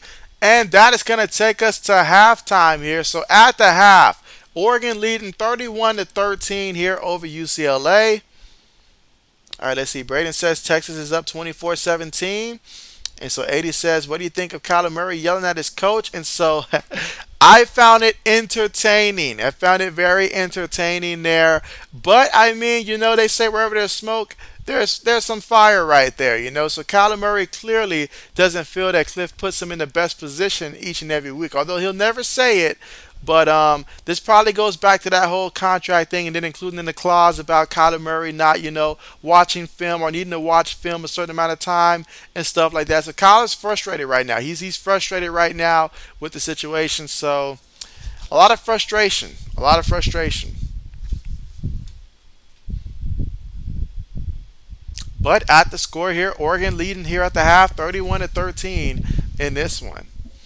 And let's see. Braden says Ole Miss is up 20-17, and so another close game here. What about? And then Texas is up 24-17 over Oklahoma State. A lot of close and good games. A lot of close and good games for sure. Well, yeah, JB will be right back. JB's going to step away for a second, and I'll be right back.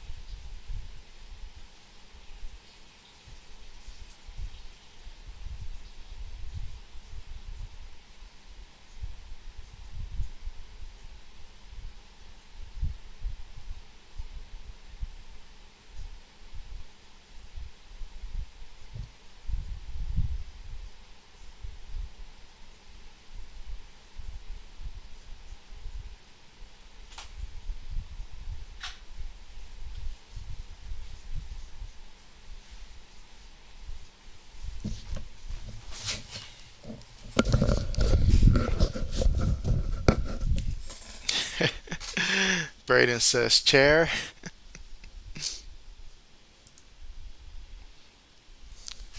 All right, so we are currently right now at the half, and so just to recap, statistically speaking, UCLA, who finds himself down right now 31-13, probably asking what happened. Honestly, the surprise onside kick was a factor there, and then after that, when they were down 24-10, coming away with 3 points as opposed to a touchdown, and then Oregon to come out and score a touchdown here before the half. Oregon dropped 28 points in the second quarter. 28 points in the second quarter. Oregon found themselves, and when they found themselves, they just kept running with it. Just kept running with it. So now in the third quarter, UCLA is going to have to come out strong. You clearly cannot let Oregon come out there and drop another 28 points on you in the third quarter. So UCLA has to come up with some kind of a counter and find a way defensively to stop Oregon if they're going to have a chance in this one. Let's see. 80 says, No way Kyler would be acting like that towards Bill Belichick, Mike Tomlin, or Andy Reid. Cliff Kingsbury lost the locker room. And so, you know what? You bring up a very good fact because I don't think that would have happened as well. You know what? Usually you have a certain level of respect for your head coach to where you might yell at the coordinator, you might yell at the quarterback coach, you might yell at your teammates, but the head coach, you just don't do it. You just don't do it. You just don't do it. Especially you are the starting quarterback. You just don't do it. So you're right about that. But you know what? The Cardinals, they've been mediocre for the last couple of years, and they're paying far too much money and stuff like that to be mediocre. And so something's got to give. So Cliff, he's about on the edge of that cliff right now. He's on the edge of that cliff. And so I don't anticipate him to be back next year unless they make it beyond the wild card round. That's probably the only way he comes back for one more year is if they make it beyond the wild card thing. Let's see. 80 says yelled at him on national TV, and so yeah, we all saw it. We all saw it, and it's how upset he was. You know, like he really was upset, and so that's frustration. That tells me like, look, he's extremely frustrated with this coach here, and so I mean, it's not. I mean, Cliff did try to make things similar to what they were in Oklahoma for Kyler Murray to make it easier of a transition for him. So I just don't know what to say. I just don't know what to say. At this point, the only way you can help the Cardinals is if you somehow get them the number one defense out there, I guess, and just keep it a low scoring game.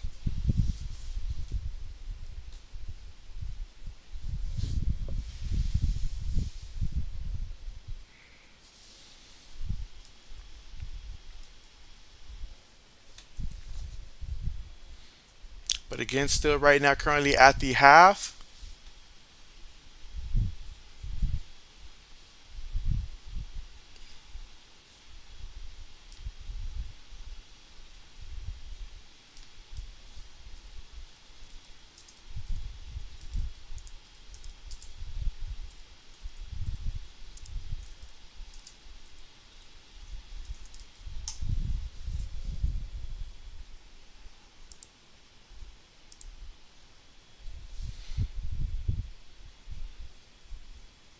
And so, but that Texas and Oklahoma State game, a huge one there. Oklahoma State, man, I felt bad for them when they lost last week here, but you got to bounce back here to keep that relevance there.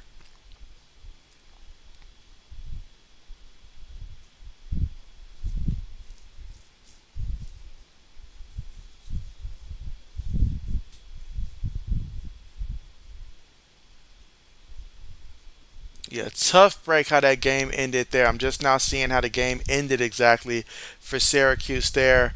Yeah, bad throw on that one. Bad throw on that one.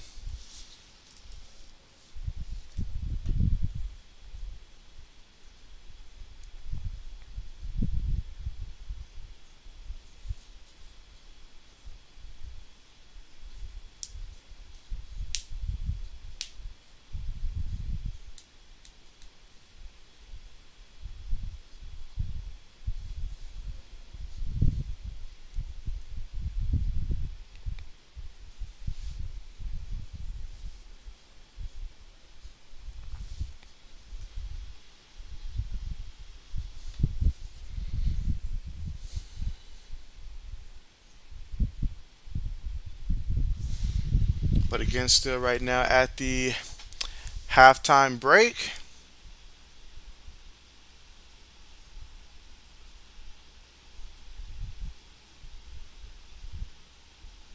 Up. JB will be right back again. Let's see. 80 says, JB, you're getting a shakaroni. Hey, that sounds great. That sounds great. JB will be back in 1 second here. Got to pick up a package real quick.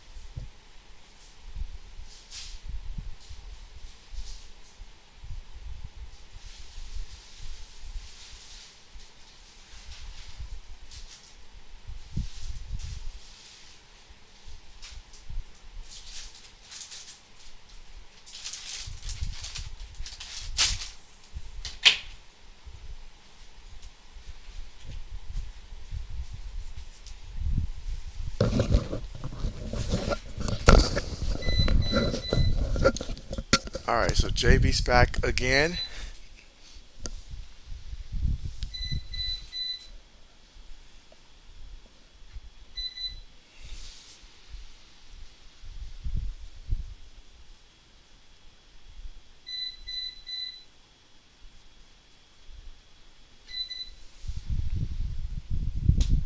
All right, so again, still at halftime here.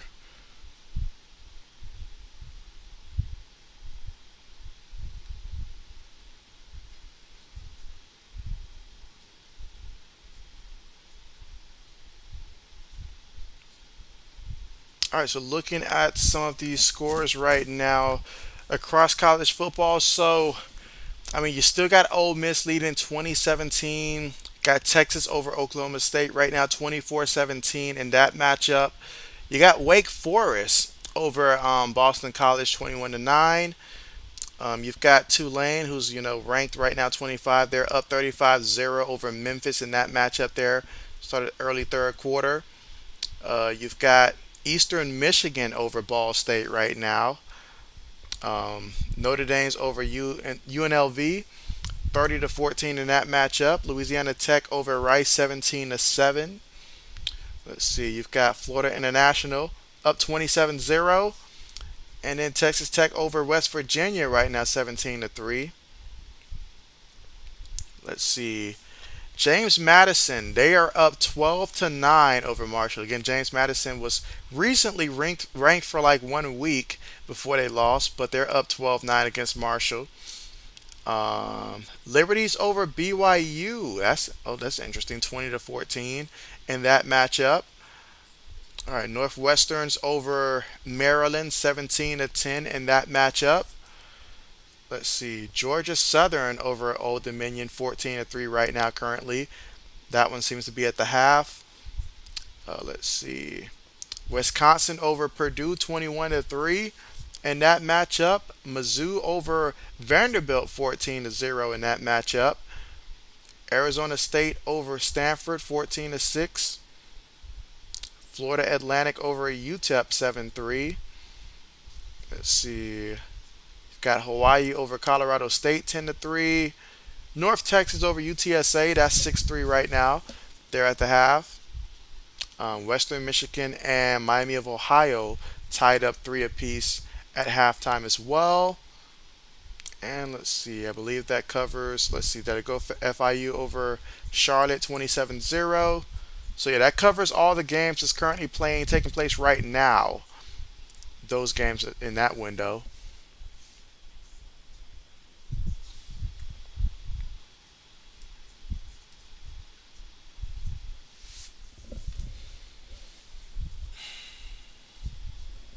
Let's see. He says Hawaii over Colorado.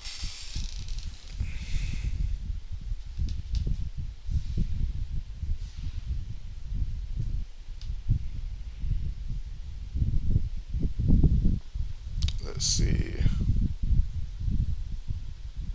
But yeah, later on, some good games to look forward to later on. Obviously, the Minnesota at Penn State game, that's a good one there. Mississippi State versus Alabama. Kansas State on the road at TCU. That's another fantastic game to look forward to as well. Let's see. You've got Texas A&M going to be going on the road at South Carolina tonight.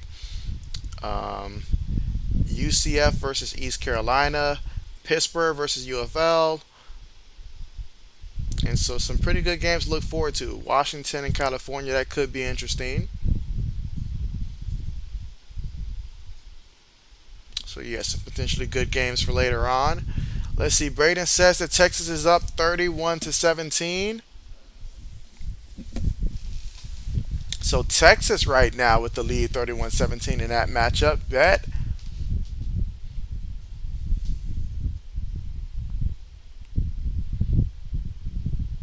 But again, still awaiting the second half of this matchup. But Oregon up 31 to 13 in this one. The game feels much closer though than 31-13.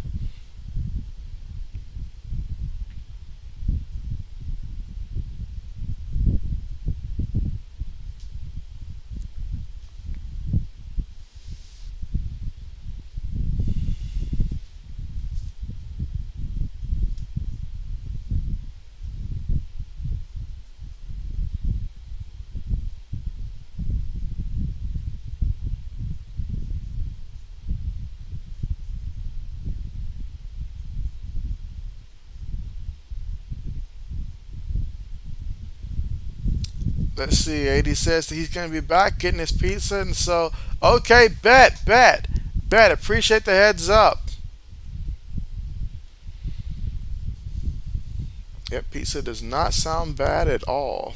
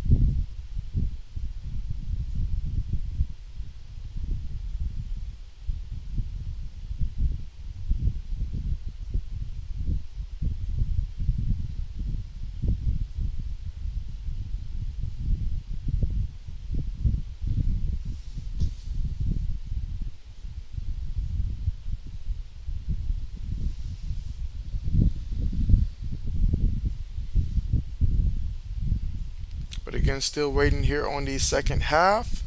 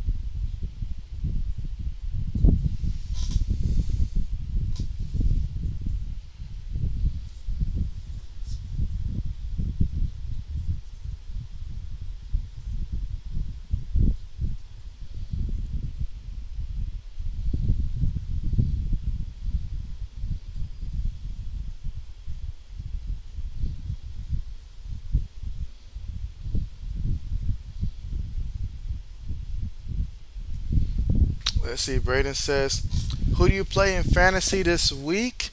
And so, yeah, so I will be going against Black Medicine Squad this week in fantasy football. So big matchup there. Big matchup. I mean, with three of us being 4-2 right now in the same division, something's got to give. And so, since we're playing against each other, we're both 4-2 right now. We'll be playing each other two times in over the next 3 weeks.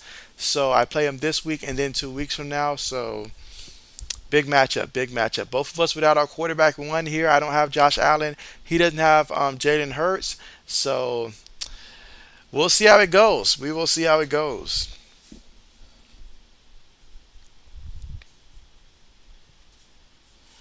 We will see how it goes. But what about you? What about you? Matter of fact.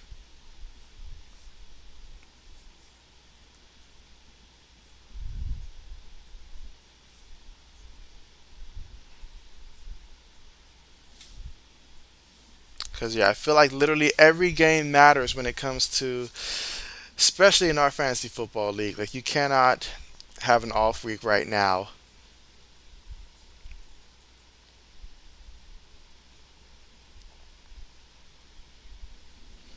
Let's see. Braden says there were so many moves at the beginning of the week, and then it got quiet.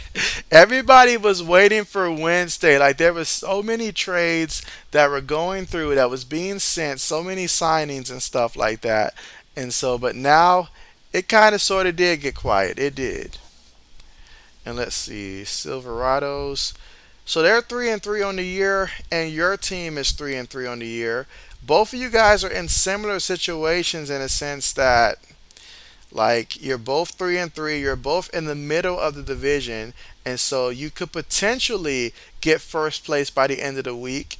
As he could, well, he can't do that because of Clown Motel, but he can be in a very good position with a win, especially if Carmichael were to lose. But I think Carmichael's going to actually win against Clown Motel this week.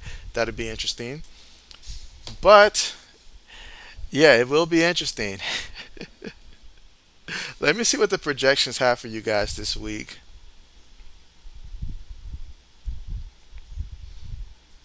All right, let's see. Oh wow. Oh wow, indeed. You're projected to win this one. You got to make sure you win this one. There's no way you should lose this one. Oh yeah, looking at his lineup there, I mean, he can make one change though, but I mean, yeah, he needs a lot to happen.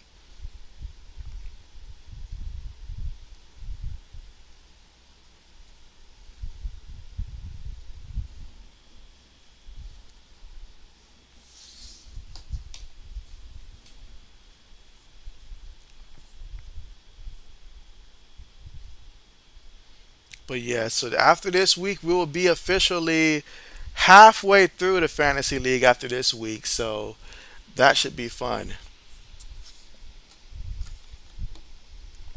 Again, so many teams, so many different possibilities in terms of how a person can make the playoffs. Let's see. Braden says he has some people on a bye this week, and so yeah, that's hurting a lot of people. I seen one person with I think like a 44-point projection for this week because so many guys on a bye week. Meanwhile, we finally have the kickoff here, so second half on the way. And so UCLA with the return there, and they're going to take over from their own 33-yard line here. But yeah, I saw like two people projected to score less than 50 points. And I was like, wow.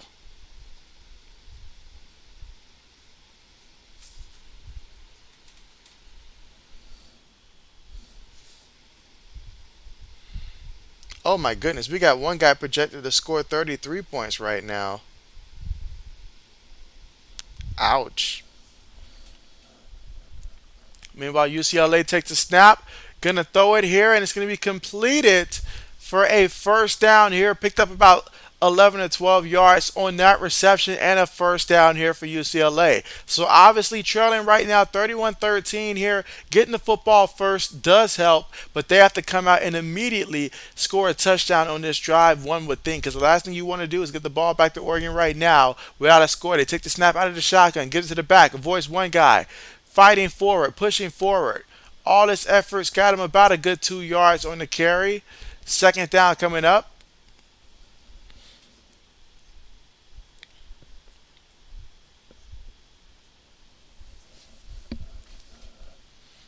All right, so here we go.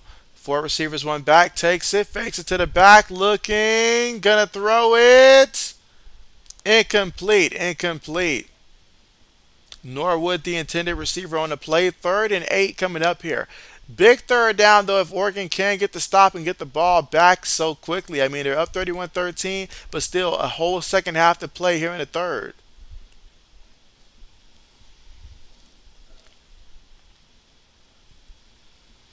Let's see. Braden says that guy hasn't edited his team yet. And so, I mean, all he really has on his bench, it looks like that he can possibly put in is like, what, Devontae Adams, if I'm not mistaken. And so, because, I mean, it's one thing to lose, but you cannot, absolutely cannot get decimated in a week like that with just 33 points. That's going to hurt you. But man, what a stop by Oregon there. And so, wow. UCLA better wake back up. I mean, they did show signs of life early on. They were moving the ball and stuff, but right now, you cannot punt the ball the way that they're going to have to punt the ball here. Let's hope that their defense comes out to play here in the second half. Brandon says need UCLA to score a touchdown.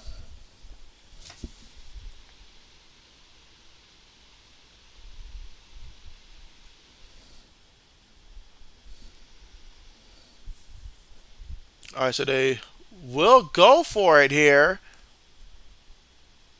Okay, so they got that, and so they desperately needed that play there on 4th and 6. Quarterback stood calm there, threw the ball where only his guy can get it, and his guy got it for the first down. So 13 minutes to go here in the third quarter. Oregon up 31-13 over UCLA, but UCLA here with the football here. Ball at the 43-yard line of the Ducks. Quarterback going to keep it himself here, and he's going to pick up about 2 yards on the carry. UCLA desperately can use a touchdown here.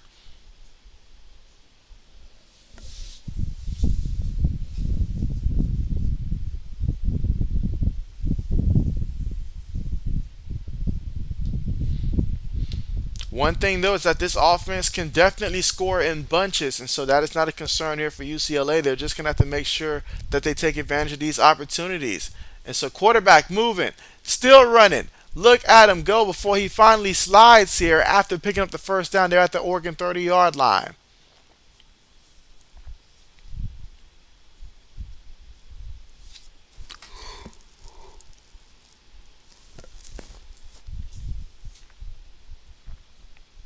Takes a snap here, going to give it to the back off the left side, and so gonna pick up. Ooh, let's see where they mark him out of bounds at. But it looked like he picked up about 8 yards before he might have stepped out of bounds. But let's just see where they mark him at.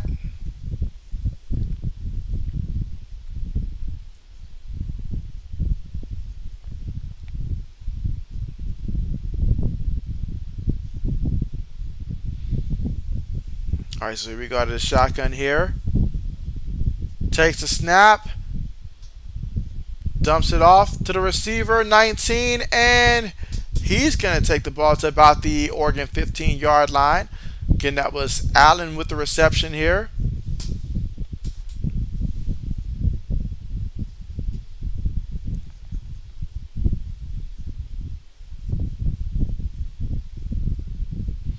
Again, UCLA here, feeling like they must score a touchdown right now, but they are driving here. Snaps the ball, gives it to the back. The back off the right guard, bouncing outside there. They bring him down.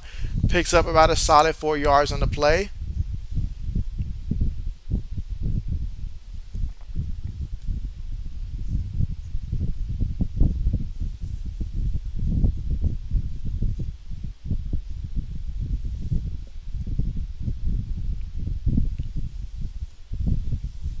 All right, here we go to the shotgun. Takes the snap. Quarterback's going to keep it. And he's going to go out of bounds, but he's going to lose some yards on the play. Third down coming up.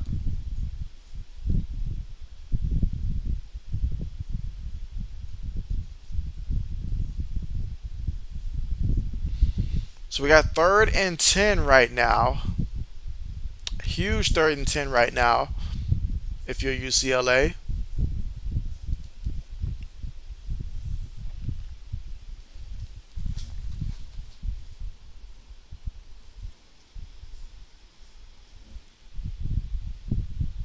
Takes the snap, feels the pressure, throws it to the back, and the back makes one guy miss. Picked up a yard, but that is it. 4th down coming up here for UCLA. So 4th and 9 here in the third quarter. 9 minutes and 48 seconds to go.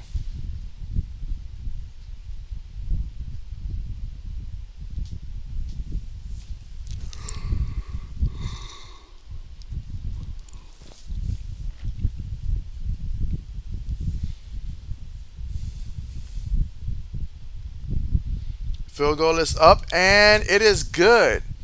So 33-yard field goal attempt is good. So the score right now is Oregon leading 31-16. UCLA got the football first here in the second half and was able to get a field goal off of that. Now we'll get to see Oregon's offense for the first time here in the second half.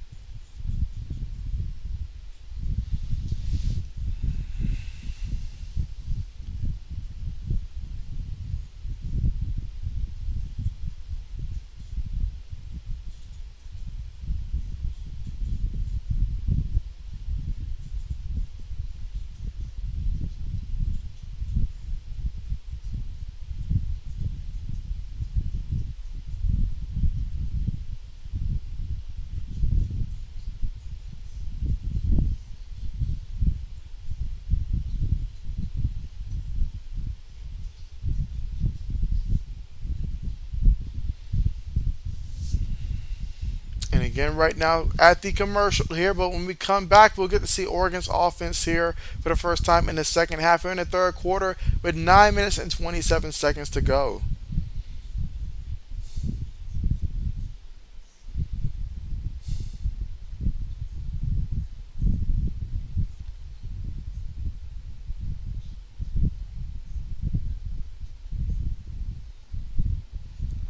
Let's see. Braden says 31-24 Texas. Okay, so that score is still 31-24.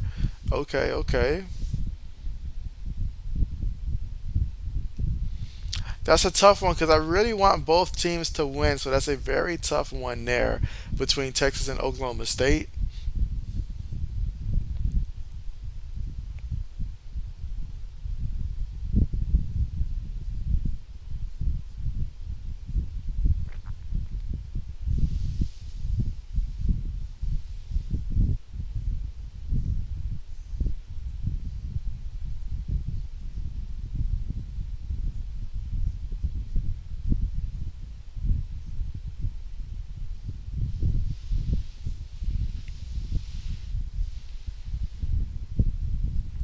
All right, so getting ready to return back to the action here. Let's see. Braden says he hopes that Texas wins. Let's see. Carmichael says he wants Texas to win. So, okay, okay. A lot of Texas hype here. Okay. All right, getting ready for the kickoff here. We'll see what Oregon does here with the football.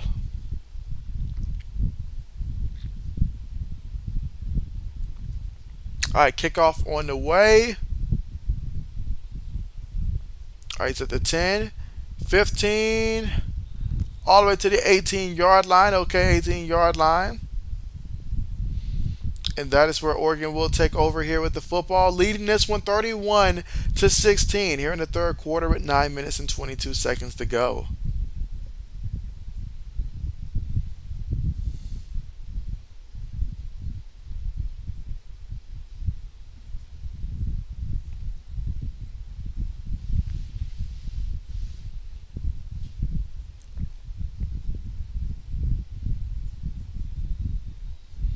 All right, so here we go for Oregon here from their own 18-yard line out of the shotgun. Takes the snap here, gives it to the back off the left side here, and he's going to pick up 4 yards on the play. And let's see. Carmichael says he can't wait to watch Kenny Pickett start his first Sunday night football game. And so, yes, yes, yes, absolutely. All right, where we go out of the shotgun here. From their own 21, takes a snap, gives it to the back again off the left side here, and he's going to lose a yard on the play. That's going to make it 3rd and 8 coming up, and UCLA desperately needs to get the stop here. I mean, it would be so big if they can get the stop here and get the ball back for their offense here. That would be great for them.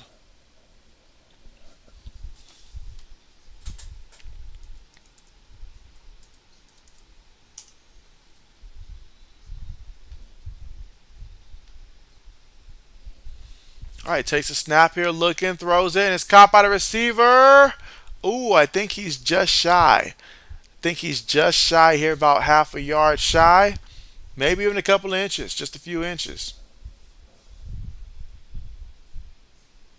But let's see where they mark it at. Ooh, what they call that, a first down? I see the chains moving, so it is a first down. Ha! I would have called it short. I would challenge that if I was Chip. I would challenge that. It's worth a second look. Let's see. Braden says he's short. That's a bad call. Okay, I thought my eyes were tripping there, Braden. And let's see. Carmichael says you also want to watch George Pickens and stuff like that. What is his numbers looking like so far on the year, Carmichael George Pickens?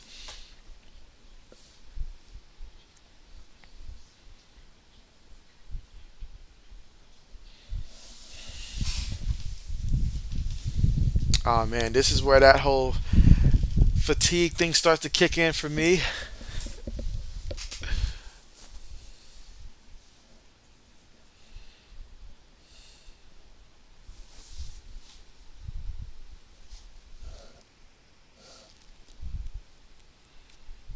But again, right now at the commercial here, and so it makes sense if you're Chip Kelly and UCLA, you do want to take a look at this play. I imagine that's why we're stopping it here to take a look at the play because you want to get this one right here because I believe they did get the stop here. So once they overturn this, I believe it'll bring up fourth down, and we'll see if Oregon decides to go for it or not.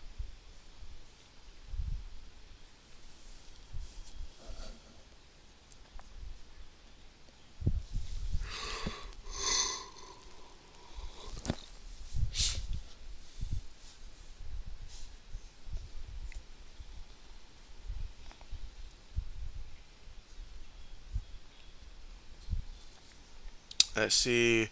Carmichael says that George has over 200 yards receiving and zero touchdowns. And so, okay, I feel like that would have been a lot different, though, if Kenny Pickett had started from the beginning because I feel like the two of them, with their chemistry, it would have looked a lot better so thus far. But, hey, we still got plenty of games to be played this season.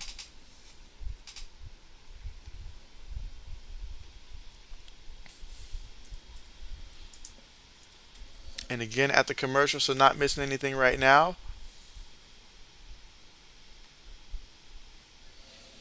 Let's see. Carmichael says the Steelers only have one receiver who is a touchdown, and the others are Najee Harris and Pat Muffin. So bet, bet, bet.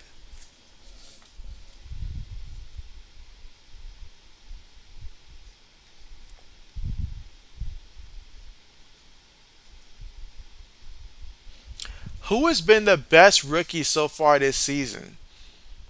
Meanwhile, they are checking the replay. Yep, he's in my book. He's definitely short. Definitely short.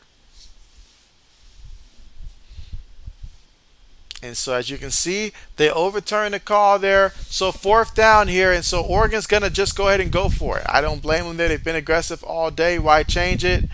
Easily gets the first down here. Easily got the first down here. Move the chains. And so now you got a fresh set of downs to work with here for the Oregon Ducks. And so here we go, 31-16 here. Oregon with the lead and a fresh new set of downs to work with. That time they chose the quarterback keeper. Let's see, Braden says the Warriors lost last night. And let's see, Braden says Chris Olave or Aiden Hutchinson. I would say Chris Olave or the Sauce Gardner.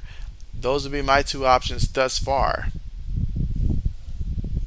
Meanwhile, they're going to give it to the back here. And so picks up about 2 yards in the play. So I guess that would be my offense and my defense so far. Chris Olave for offense.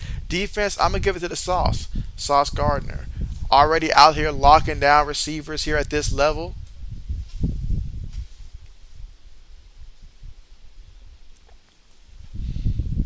All right, but here we go. 2nd and 9. Again, here in the third quarter with about 6 minutes and 52 seconds to go. Out of the shotgun, takes a snap here, gives it to the back, and the back going to pick up about 6 yards on the play.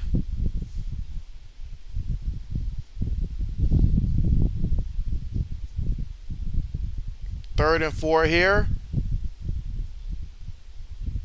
Takes a snap, gives it to the back, and so the back up the middle. Looks like he got enough for the first down.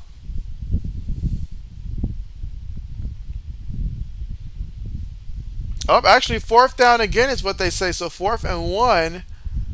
I thought he had the first. All right, making an adjustment here. Going to line up in a shotgun. 3 receivers, 1 tight end, 1 back. Snaps the ball. Quarterback going to keep it himself. And, oh! I thought he was going to regret that decision. I thought he was going to regret that decision.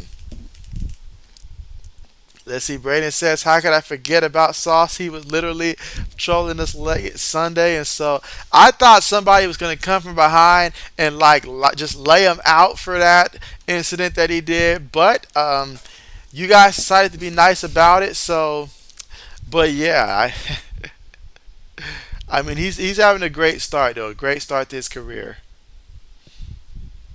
All right, here we go. Fullback back in the backfield here. Takes a snap. Gives it to the back. And so the back picks up the first down there. Picked up about a good 13, 14 yards there. Let's see. Carmichael says, Aiden Hutchinson hasn't been great. The 3-sack game should have been 0 sacks. I mean, it was pure luck. Carson Wentz was the quarterback. And so, speaking of Carson Wentz, he will be on IR. So he'll be out for a minute. So Heineke will be back in. All right, here we go. Got a fullback in the backfield here. Snaps it. Going to give it to the back, and the back gets brought down in the backfield here. Going to lose a couple yards here. Lost about 2 yards on the play. Braden says, I honestly didn't hate it. We deserve to get trolled like that. And so, yeah, Aaron Rodgers is not too happy right now. Not too happy at all.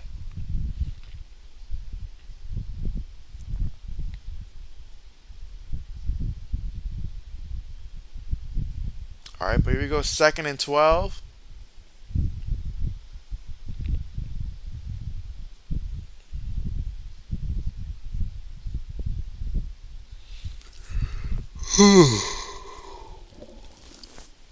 Gives the ball to the back.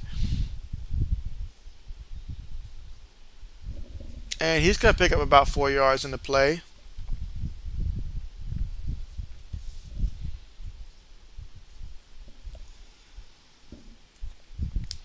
All right, so now we're looking at 3rd and 8 right now for the Oregon Ducks. Ball right now currently at the 45-yard line of UCLA.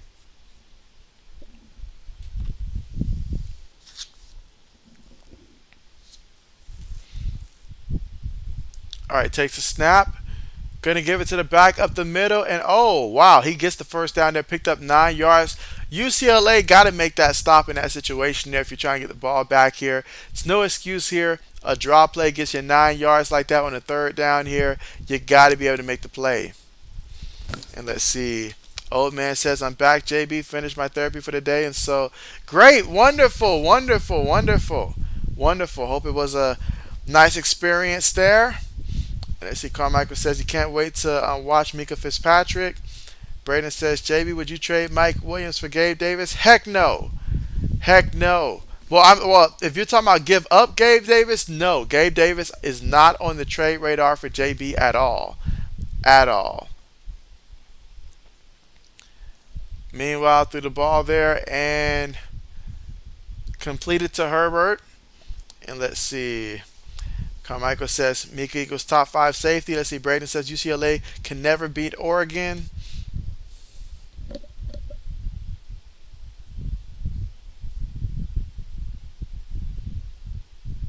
Two minutes and 32 seconds to go here in the 3rd quarter.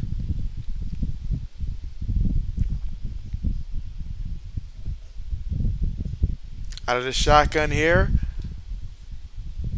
Takes a snap here. Quarterback going to keep it himself here up the middle. And he's going to pick up about a good 6 yards on the play. 5, 6 yards. So now we got 2nd and 4 coming up here. Again, 3rd quarter, 2 minutes to go, and Oregon's up 31-16. And so Braden says, okay, JB. Let's see. Braden says, uh-oh, here we go. Threw it, and, ooh, as Braden alerted to a little early there, touchdown. for the Oregon Ducks. And so this one is opening up a lot more than I anticipated. But right now, 37-16 over UCLA. And we have the extra point attempt coming up here. Braden says, "Oh no, I spoiled it." And so it is all good there, all good. Speaking of all good there, that tight end right there, and great pass, got it there. Tight end did the rest, and that's a touchdown.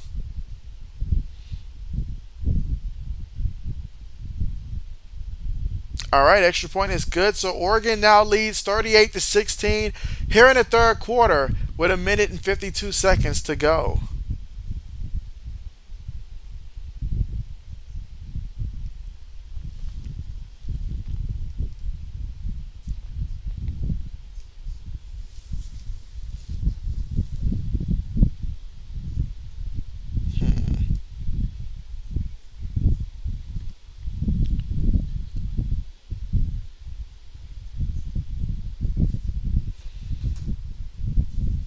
Let's see. Braden says you thought I was gonna see it after the play happened, and so right.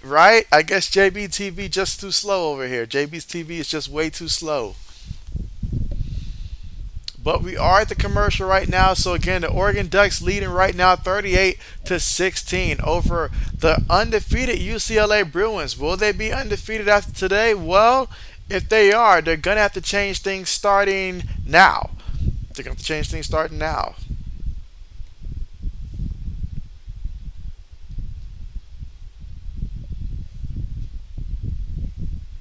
Currently down by about 3 touchdowns though.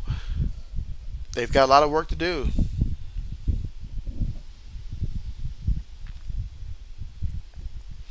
Let's see. Carmichael says, I think the Steelers play the Panthers this year. If you said if you lose, you won't be happy. And so I'm hoping that we play the Panthers this year here. We can use a game like that. I feel like everybody can use a game like that right now in their schedule.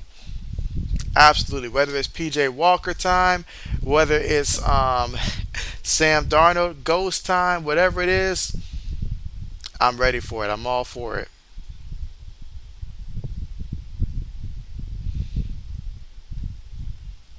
But yeah, Braden, you should feel good about tomorrow, though. I mean, I would imagine that Green Bay should be able to beat Washington. I would imagine.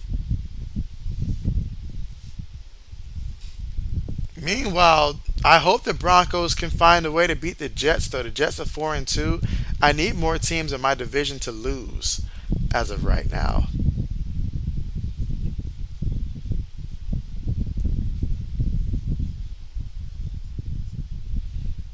Let's see. Carmichael says it's like playing the 2016-2017 Browns. Awful year for them. Awful year.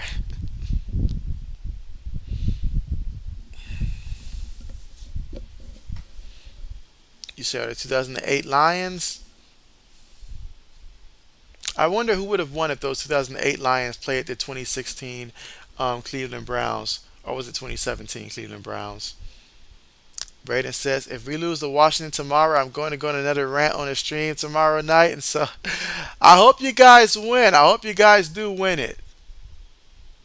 Meanwhile, here, UCLA here on the return takes it to about the 31-yard line here in the third quarter with a minute and 45 seconds to go. Let's see. Carmack said the Steelers are within one win of leading the division. Really now? You know what? That is true because what the Ravens are like 3-3, and you guys haven't played Baltimore yet this season, have you? And so, or have you guys played Baltimore yet so far this season? I don't think you guys have.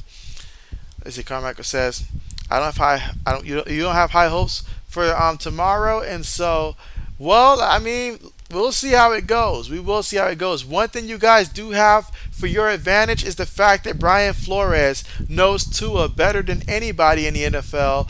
And so, therefore, having coached him and stuff like that, he can dial something up. He knows what Tua will struggle with. So, I will say that.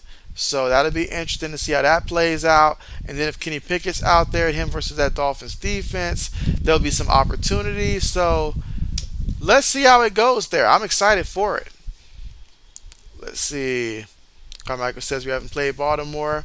And so, okay, when do you guys play Baltimore? Meanwhile, Braden says that LSU is up 24-20. So, ooh, I do not want to see LSU upset Ole Miss.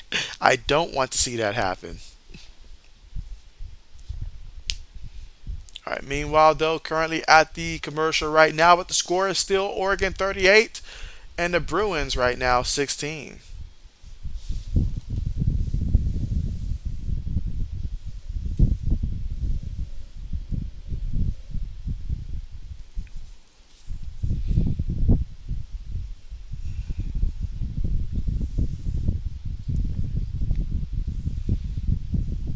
But again, still at the commercial here.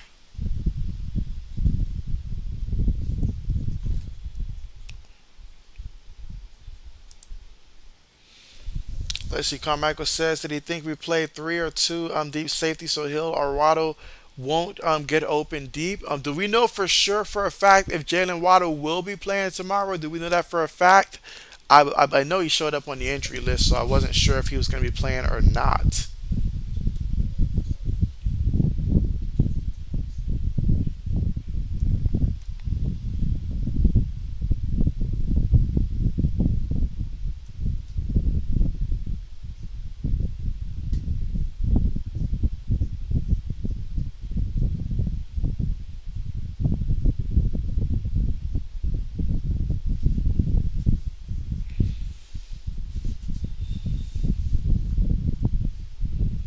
All right, so here we go. They're going to go five wide here. First and 10 here. Takes a snap from his own 31-yard line. Looking.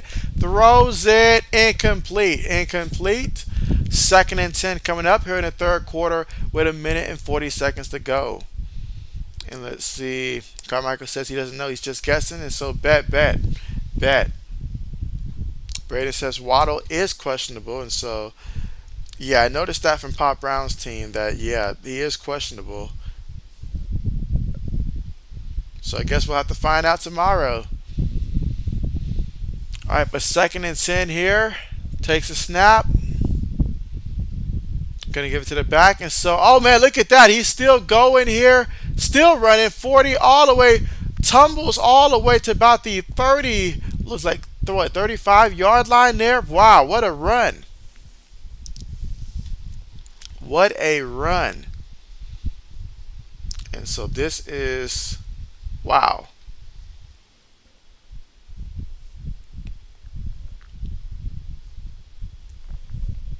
All right. Meanwhile, oh, they got a penalty here.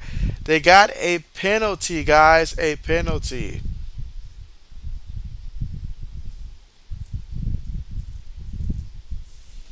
Let's see. Carmichael says, "Who are your top five running backs this year?" And so, ooh, my top five running backs just this year alone. I gotta go with Nick Chubb at the top.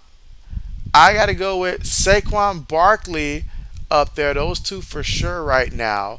Now, after that, I feel like it's very tough right now because I mean the guys who I could say if we're going off of this season alone, statistically, I don't think that they're up there right now. But let's see if I had to fill out that list right now. I'm gonna say Dalvin Cook.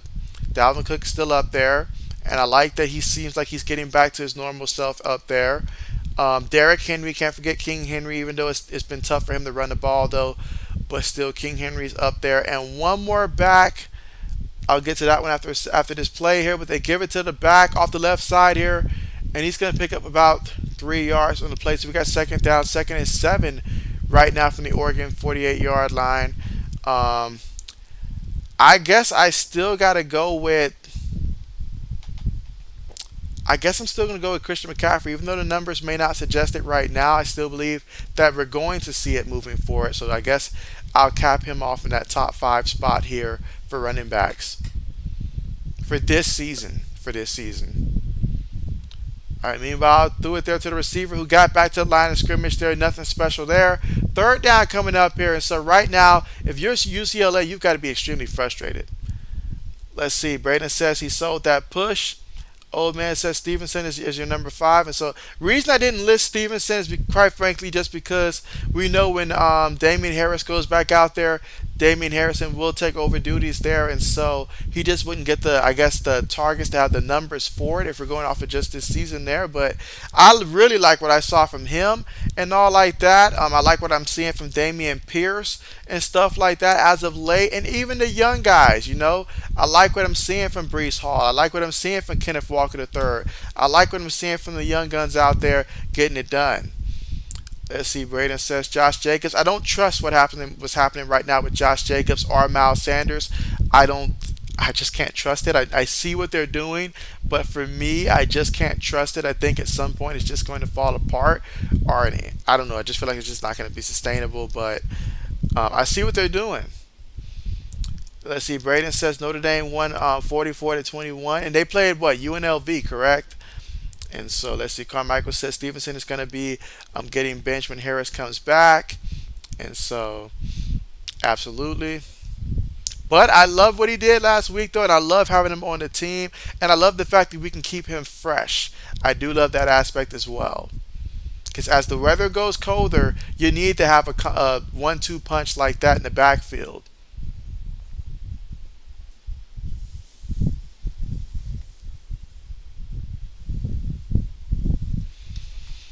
Let's see. Braden says, yep. And so, okay, bet, bet, bet. But we are at the end of the third quarter, guys. So we got one more quarter here, and that's going to be the fourth quarter. It's going to be the fourth quarter. Let's see. Old man says, I think Josh Jacobs will leave the Raiders after this season. I can also see him either going to Kansas City, Bills, or the Eagles. And so, of those three teams, what would be the best destination for him, honestly? I could see the Eagles, though. I like the Eagles, though. I mean, Buffalo, I could see that as well. I could see that the opportunity there. Kansas City, though, I don't see. I mean, it would make some sense there, but I don't think he goes to Kansas City. I feel like Bills and Eagles make a lot of sense, though, if I'm Josh Jacobs. What about Cam Akers? Where should Cam Akers go? Let's see. Braden says Bills.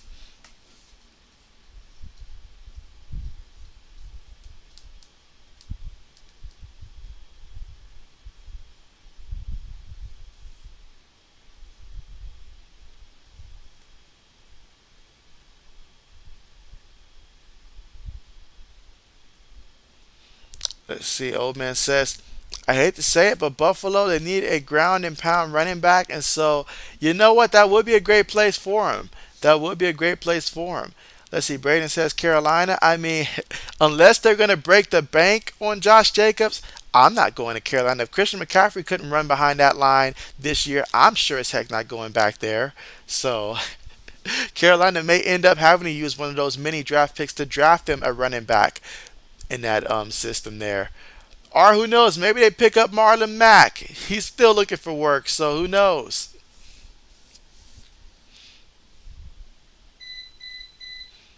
Well, they certainly could. There certainly now is the need, but yeah. If I'm Josh Jacobs, I'm like, I'm good. I'm good. I feel like he wants to play for a winning organization.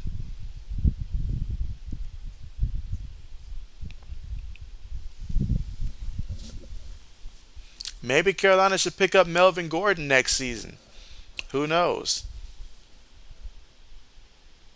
All right, but here we go, guys, to start off the final quarter right now. 3rd and 8. UCLA pretty much on their last legs here. Got to get something going. Takes a snap here, throws it.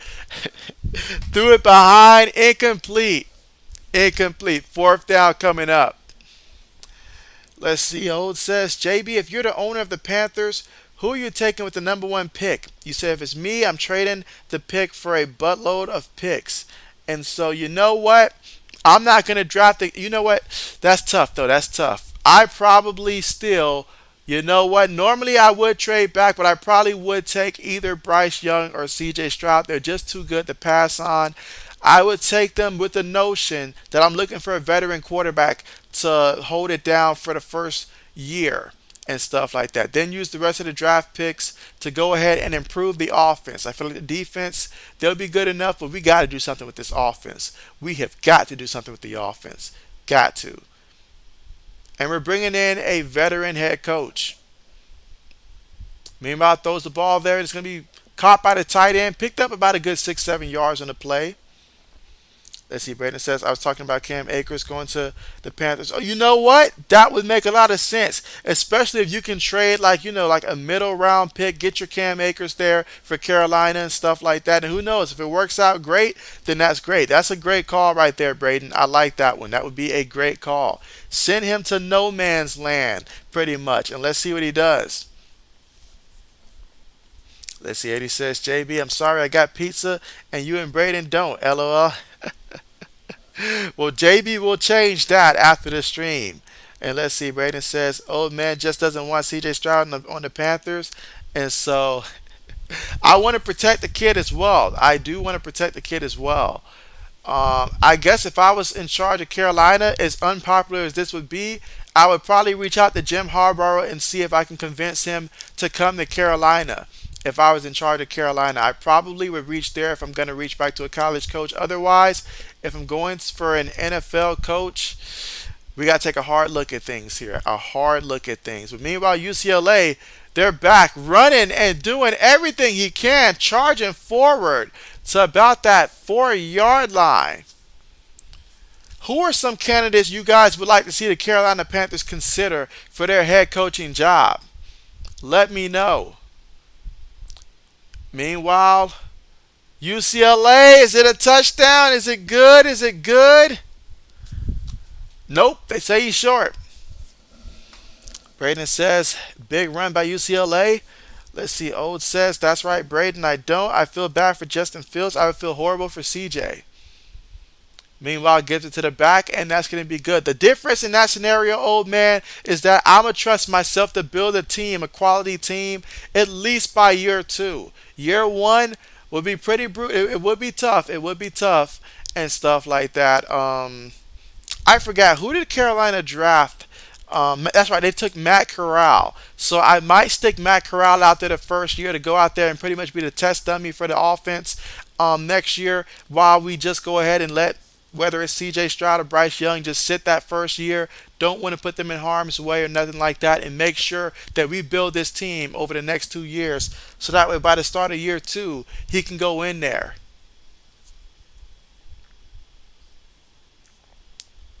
But that is a touchdown for UCLA. And let's see, it says, I would trade the pick away. If Young is what quarterback he is hyped to be, you could easily get 3 first picks and a couple mid picks, and we'll take Levis in the mid first. You could do that as well, and then get that O line fixed, and so that would be a great option as well. Braden says, I hope Justin Fields leaves the Bears and balls out on another team, and so we're gonna find out. We're gonna find out. I personally felt like Dwayne Haskins did not get the opportunity that he deserved down there in Washington. I feel like they pulled him too quickly and stuff like that, and I was hoping that he was going to get another chance at redemption elsewhere, but they didn't give him that much of a chance after that, so that ended pretty quickly. But I surely do hope that Justin Fields will be able to find another team, or that the Bears finally start to put pieces around him. But what he has right now to work with is just not fair to the kid to go out there and to ask him to show what he can do.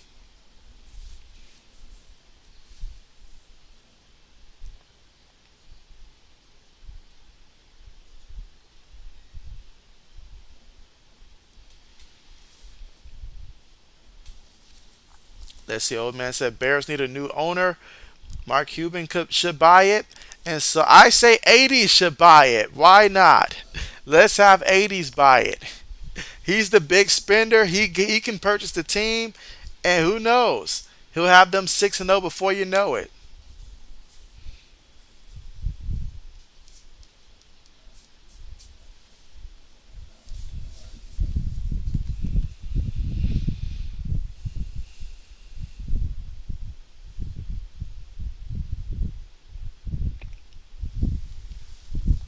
I'll tell you what, though. Speaking of the NFL owners, They just can't seem to get along. I mean, I was like, are we watching the NFL owners or another episode of Mean Girls? I'm like, what's going on right now? Let's see. 80 says, first three pieces of pizza gone. Already 80s. Gee, soon you're going to be blaming me for that too.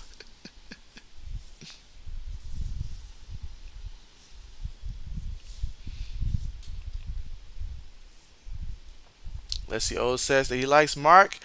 He doesn't give an F, and he would actually spend money to bring in big time players. He would also pay to keep big time players. You already know that. Yes, you already know that for sure. And let's see. 80 says, I will buy it if JB is the head coach, Braden's the offensive coordinator, and Old Man's the defensive coordinator. And so 80 says, Mean Girls, come on, JB. I mean, I'm just saying. Jerry Jones, Robert Kraft. I'm like, what's going on here? Dan Snyder. I'm like, come on now. This is just. Soon we're going to have a whole episode about the owners of the NFL and the drama behind them because right now they are just acting like a bunch of divas right now. I'm like, I just can't believe it. I mean, you guys can't get along with each other right now. Like, really? But they refuse to play nice. So I'm like, okay, okay. Got Jim Irsay going in there. I'm like, man, we got all these owners right now. Just, it's crazy, guys. It's crazy. All right, here we go. Out of the shotgun here, takes a snap, gives it to the back off the left side there, gets the first down there, picked up about 12 yards on the ground. Oregon has done fantastic when it comes to the ground games. Like they've done amazing today when it comes to the ground game. Right now they have 203 yards on the ground. 203 yards on the ground, and there's going to be a lot more yards here before this one's all said and done here in the fourth quarter with 13 minutes and 32 seconds to go. And so let's see what in the world is happening. Meanwhile, they get the ball here to the back, and he knows what to do with it. 18 yards there. I'm sorry, to the receiver there. 18 yards. No, that was the back. But yeah, what is going on with Streamlabs? I may have to remove Streamlabs if they keep this up. Let's see. What in the world did it do to Old Man? Let's see. Old says, I'm down 80s, but I'll tell you, we going old school football on defense. Braden says, and then you have Al Davis sitting there with his backpack. And so, you mean Mark Davis? And so, oh man, I when you said backpack, why in the world did I hear the Dora the Explorer song in my head and all like that? When you said backpack, Braden, this is insane. This is insane. This is definitely a sign of fatigue. No other way around it. And let's see. 80 says poll question. And when 80 says poll question, we do a poll question here. 1 second. Let's see.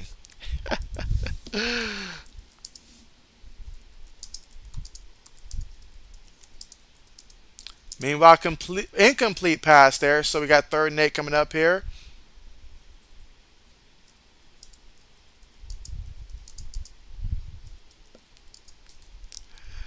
All right, here we go.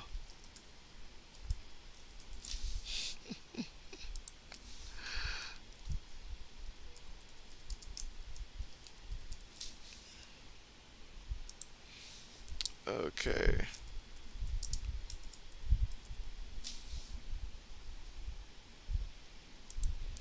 All right, there we go. Poll question is up there. But here we go, 3rd and 8 here, and quarterback going to keep it himself here. Was it the right decision? Picked up about 4 yards in the play, but still short by about 4 yards. And so now we got 4th and 4 coming up right now from the UCLA 37-yard line here. Again, Oregon leading right now 38-23.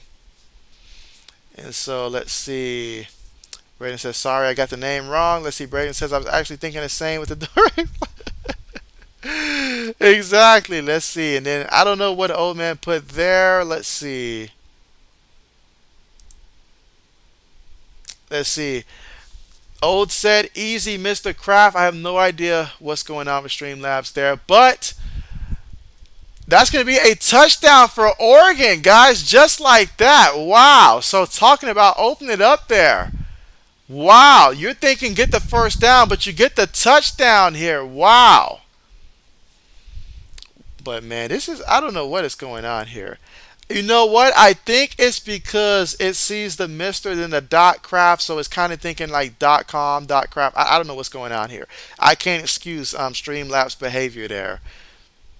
Let's see. Braden says don't like either owner, but you're choosing Robert Kraft. And let's see.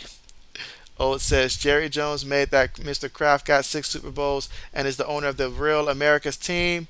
I saw he mad about that, and so. But the score right now, Oregon up 45-23 right now, and so that's a big touchdown right there. UCLA getting short on time here if they're going to try to make this comeback. But right now they find themselves down by 22 points here in the fourth quarter with 11 minutes and 37 seconds to go.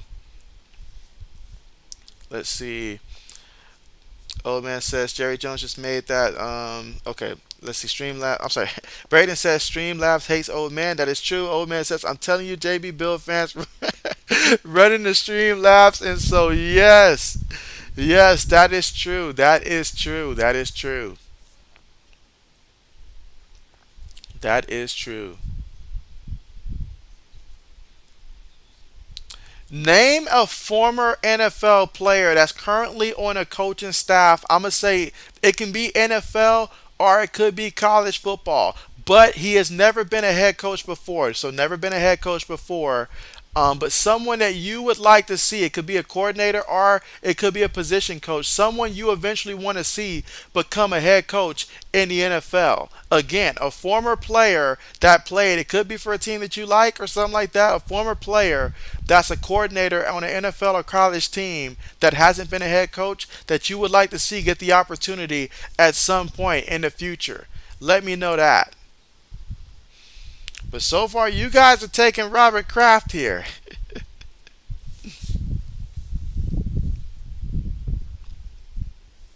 Braden says LSU's up 31-20. Oh man, how much time is left in that one?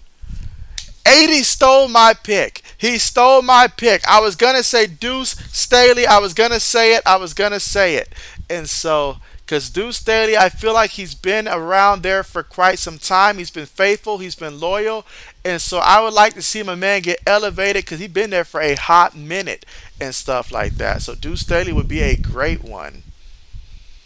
Let's see. Braden says D'Amico Ryans on the 49ers. And so O says Mayo from New England. And so, you know what? That's another great one as well. That would be another great one as well. Gerard Mayo, that would be a great one. Because I already know I already know Gerard Mayo would make a fantastic coach. There's no doubt in my mind he would make a fantastic coach. He was definitely smart. He was like that leader on that defense and stuff like that. So he would definitely make a great head coach, I feel like. Let's see. 80 says Jerry Jones played the game, so he's in better shape. And let's see. 80 says Do Staley fly, Eagles fly. And so there it is. There it is. Oh, it says, gotta take Kraft. All he does is win the game of life. And so, there it is.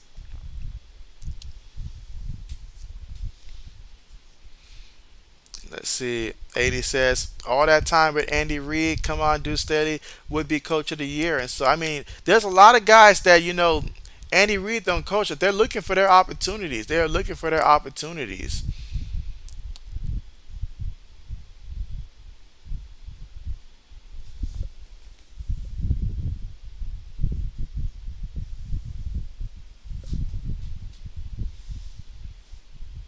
I tell you what, whenever Brian Hoyer decides to retire and stuff like that, he's going to make a fantastic coach. I feel like Brian Hoyer may get a coaching job probably out of college and stuff like that, most likely. If Michigan State keep losing like this, I know where he'll probably end up at about 5 years from now. Let's see. 80 says, "Old man, all Kraft does is win at massage parlors with those poor women." And so, oh man.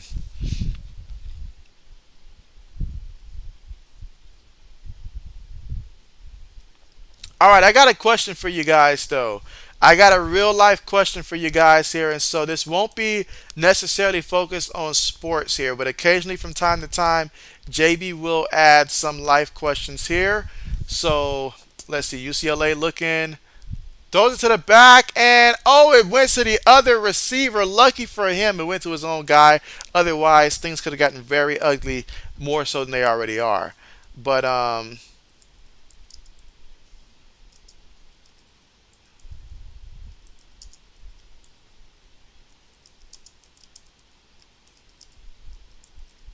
1 second, guys. Let me type this question here. But 2nd and 2 for UCLA. Looking, throws over the middle, completed and taken to about the 46-yard line here in the first down for UCLA. Again, they're trailing by 22 points with 11 minutes to go here in the fourth quarter.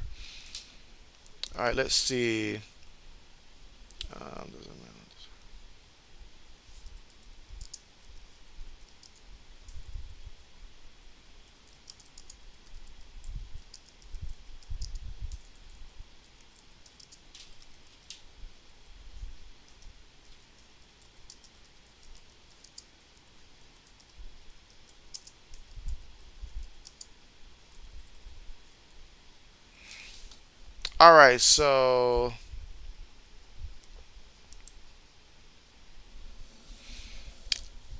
all right, so and just to clarify here, I'm not talking about anything outrageous here, like nothing like outrageous like any type of like murder or anything like that, but like on a lower scale, something that they did that hurt a person in that scenario or something like that.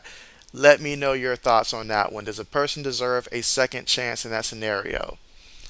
But let's see. Old man says Charles Barkley just signed a 10-year deal with TNT that can get up to 200 million. 200. I'm in the wrong category right now. Let me hit up TNT and get myself an interview over there real quick.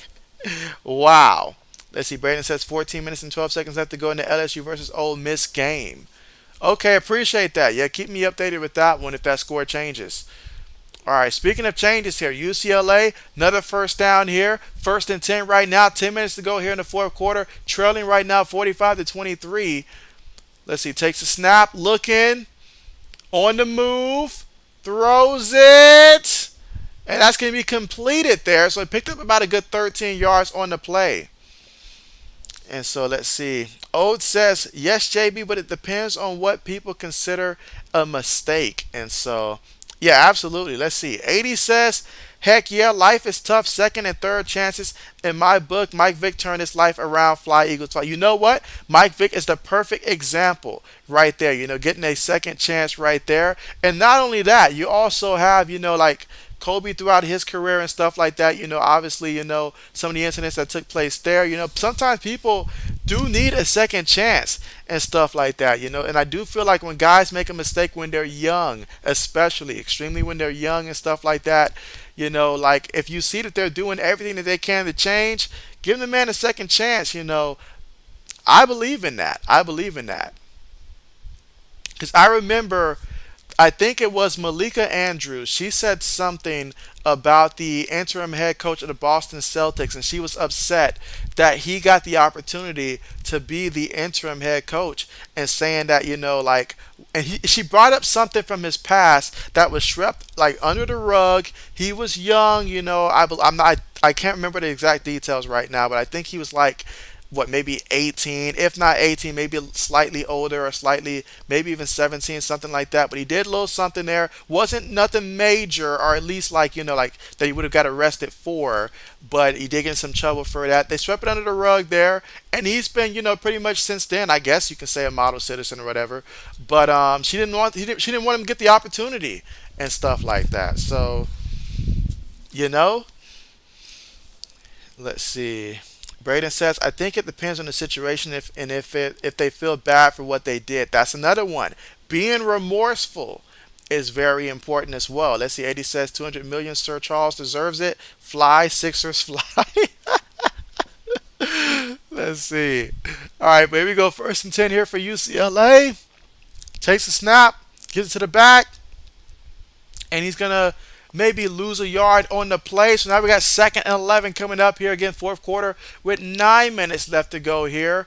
Oregon up 45-23. Let's see.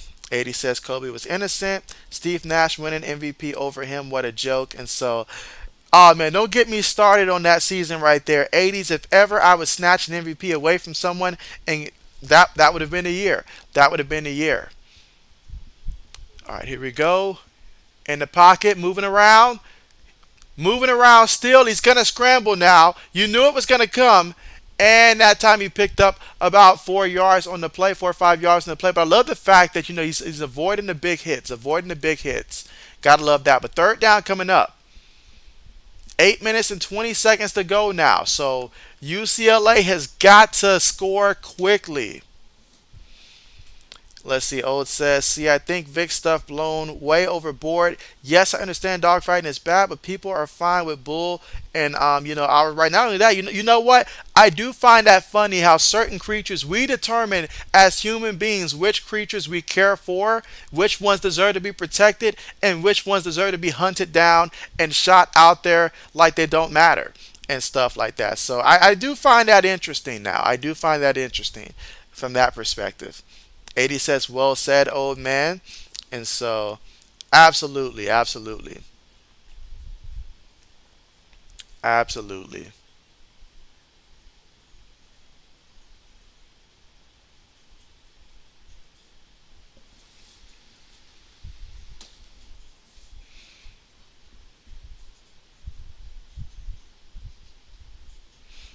Let's see. Old says, I don't think what Ruggs did was a mistake, and that's where I'm different from a lot of people. And so, yeah, what Ruggs did, that was not a mistake. That was not a mistake at all, at all. What Henry Ruggs did, that was on him. I cannot justify that at all. How do you feel about the Ray Rice situation there? The Ray Rice situation, that one particularly. Did Ray Rice deserve a second chance?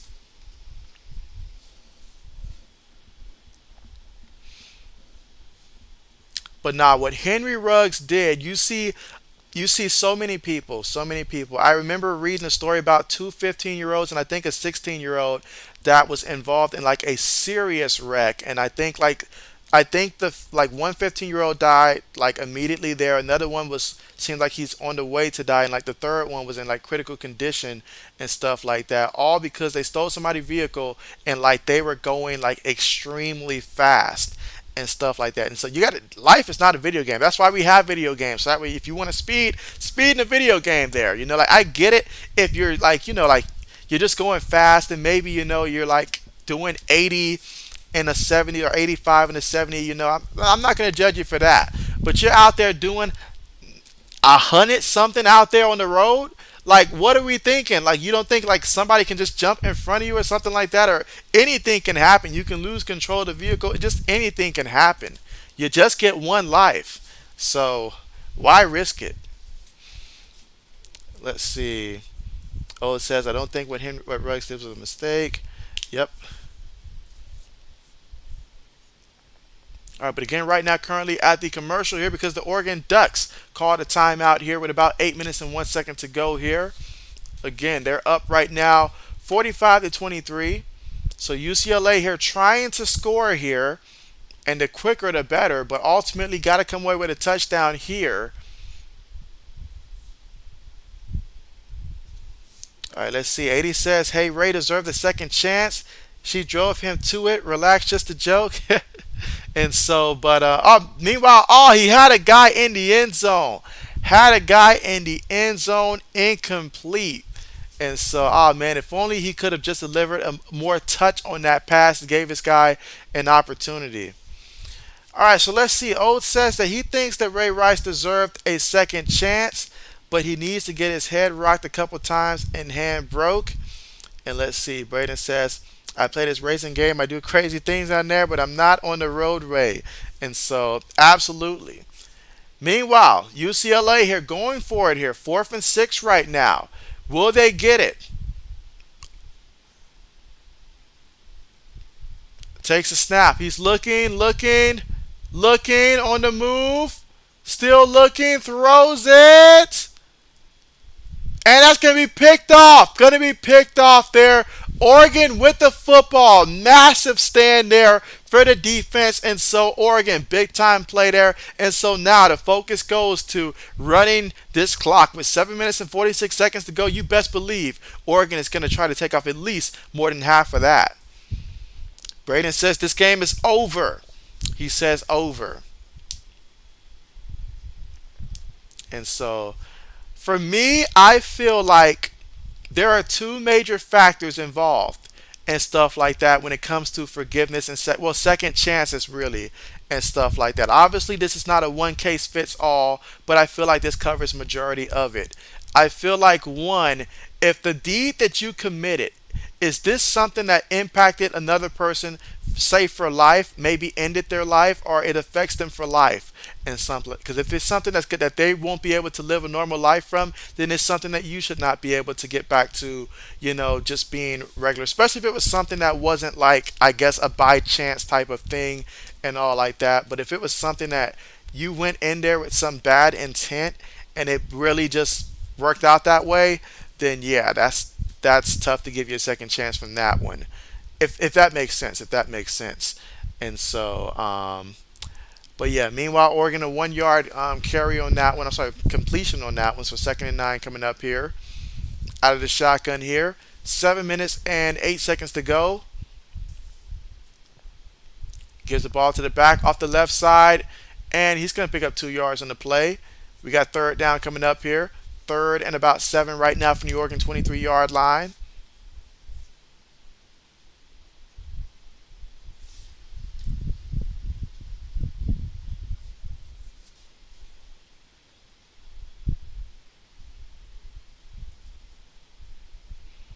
Let's see. Braden says, what I meant to say is I don't do crazy things on the roadway. And so we got you. We got you.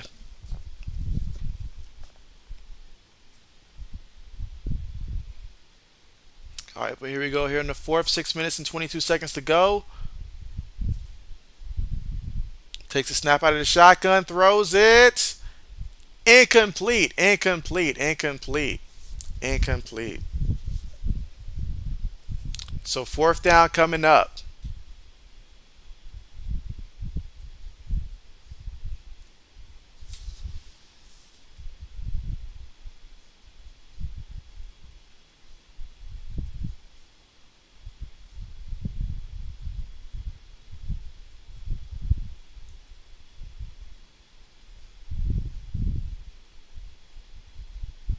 All right, punt on the way. Fair catch is symboled and caught at the 41-yard line. So this is where UCLA will take over with the football here in the 4th quarter with 6 minutes 15 seconds to go, and Oregon leading 45-23. 80 says Braden called OT.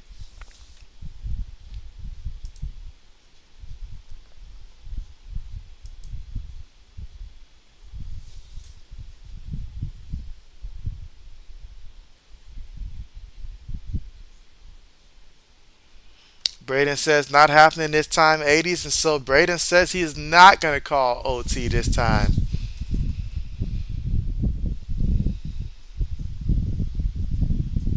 All right, so let's see.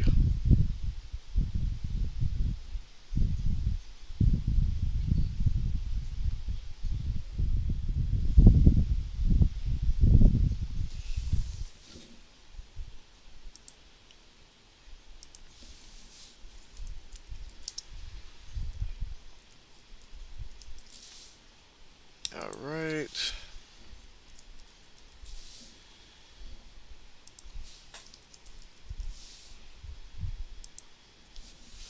All right, so we got enough time for a couple of these right now. So, who do you got winning, the Browns or the Ravens?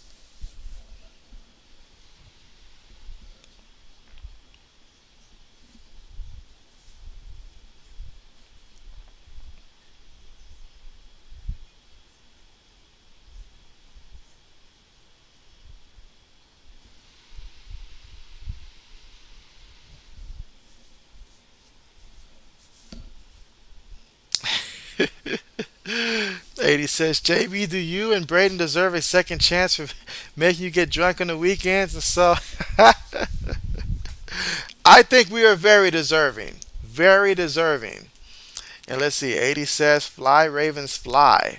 And so, absolutely. I cannot think of two more deserving people, 80s, than me and Braden. After all, once we get you to purchase we're gonna have you purchase well, you're not gonna like purchasing the commander, so we can't have that happen. You'll probably have them intentionally lose.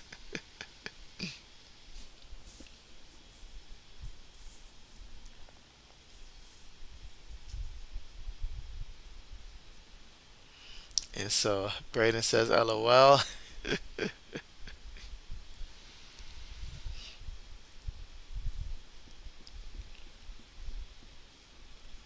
Look at that though. Bo Nix, 5 touchdowns, no interceptions. I'm gonna have to start putting some respect on his name. Meanwhile, pass there, incomplete. Threw it to the tight end there, incomplete. Second and 10 coming up. Again, 6 minutes and 3 seconds left to go here in the fourth.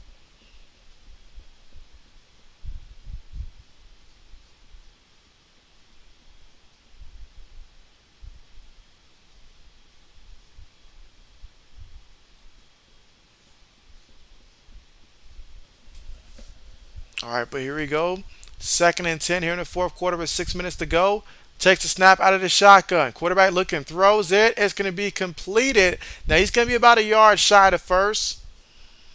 And so 80 says if he bought the Redskins, he said he'd make Carson Wentz give up his Super Bowl ring. You know what? I can see you purchasing the team just for that reason alone. All right, picked up 4 yards on the play.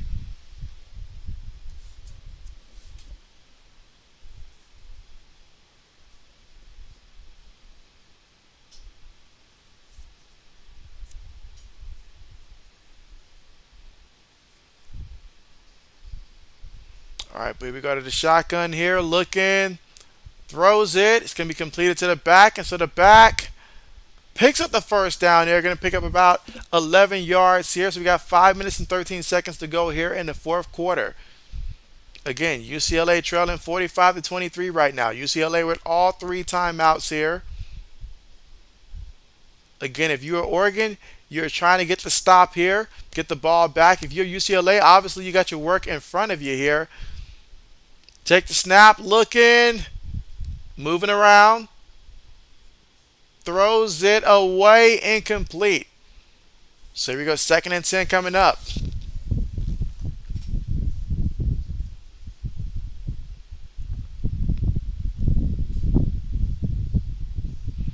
Braden says LSU up 38 to 20. Oh man, so LSU chose today to stand up and step forward. Okay. 80 says, will TB12 retire before the season is over? And so you know what? That sounds like a very good poll question to me. I'll say that the Browns will beat the Ravens 24-20. Ravens will be up like 20 to 10 in the fourth quarter, and Cleveland will come back and win that one. So, but nah, I'm hoping the Ravens find a way to win that one.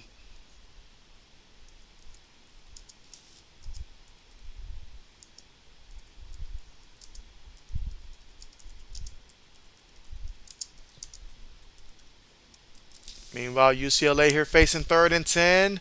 Looking, throws it, and it's going to be completed there. Let's see, old man says Browns will be scary. I mean, the way that Nick Chubb is running and the way that Baltimore defense ain't playing fourth quarters here, they're taking fourth quarters off.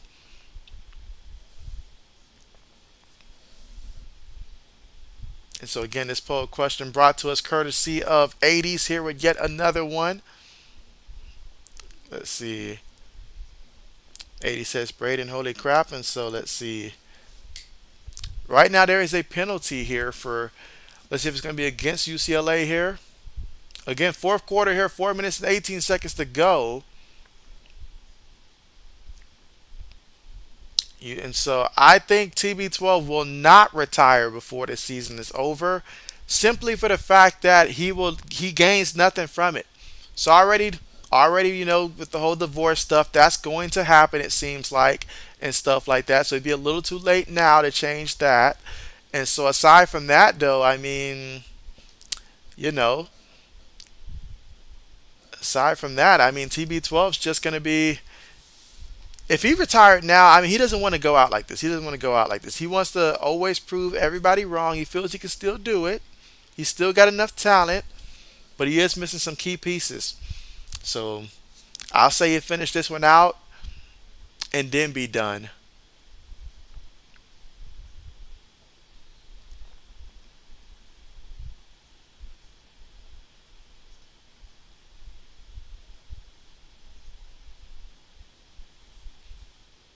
All right, here we go. Fourth and 18. Takes a snap here, looking, throws it, complete it. And that's going to be a touchdown here for the UCLA Bruins here. And that is Jake Bobo with the reception there. And so 80 says TD Bobo. Braden says Texas is up 34 to 24. And so Longhorns putting it together here.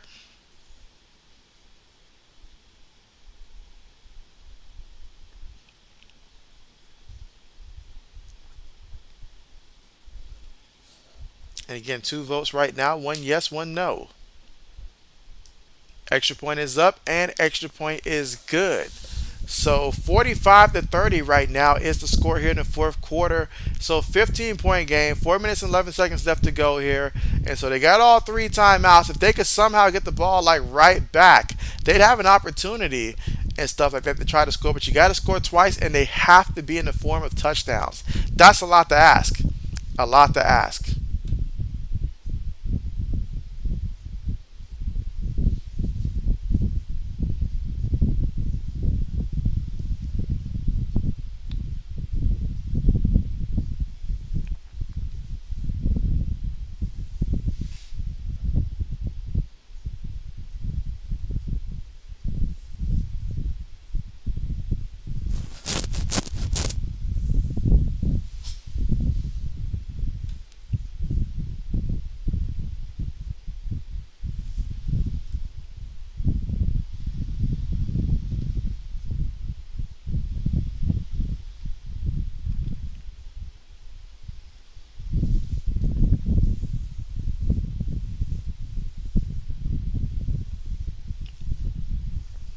Let's see. Brandon says that Rubber State gave away four safeties in a game today. Four safeties, Braden?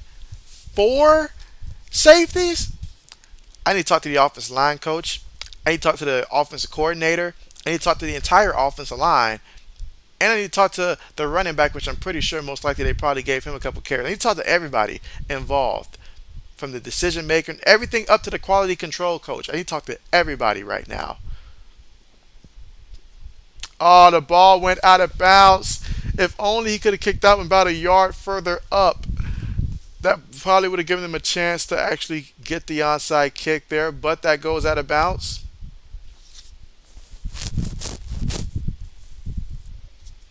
It's looking more and more like UCLA is going to get their first loss of the season. That reality is starting to set in here. They need this onside kick.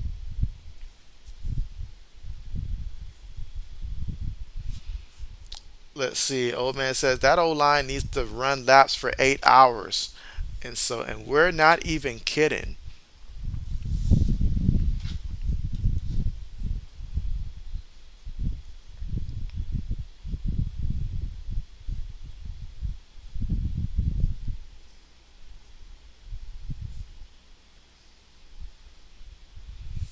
All right, so here we go. Heavy formation here for the Oregon Ducks. Gives it to the back, and the back going to pick up 5 yards on the carry again.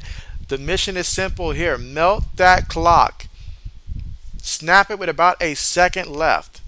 Let's see. Braden says most of them came off of bad snaps to the punter, and so, oh, well, long snapper is a very important position. Very important position, and so you don't acknowledge it until you got a bad long snapper. Then you realize just how important that really is.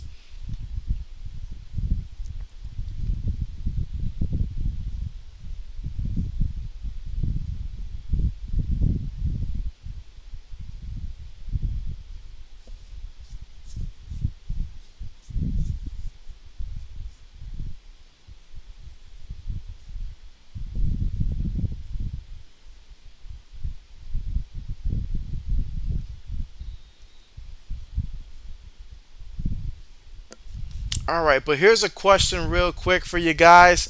If you had to build the ultimate need for speed team on offense, as in the team with like the fastest offensive players to ever play the game in the NFL, what would your team look like if you were building your own customized like speed team?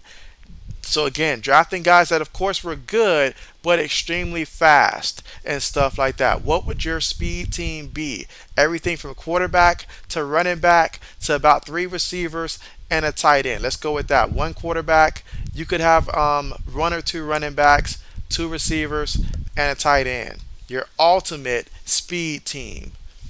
Again, guys that played in the NFL. So go back as far as you would like and stuff like that to come up with guys that were extremely fast for your team.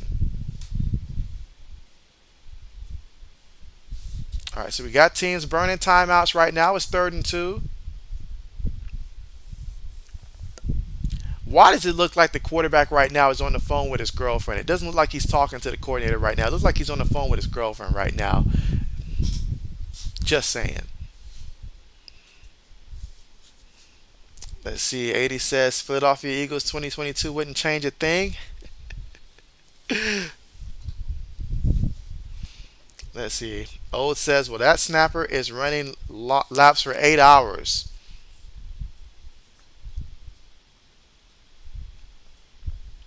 All right, so we got a flag here. Let's see what they're calling.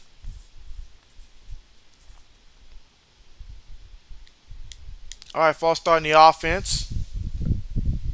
It's going to back them up some yards.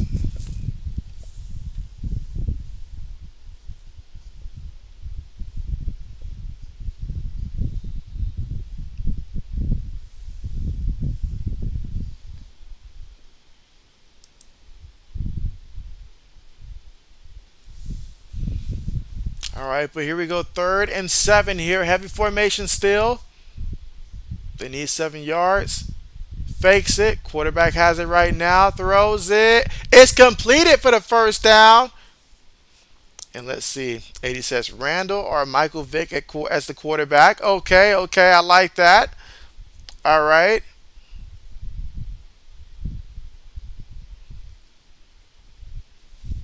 And again, the need for speed. So if they have speed and you like them, they qualify.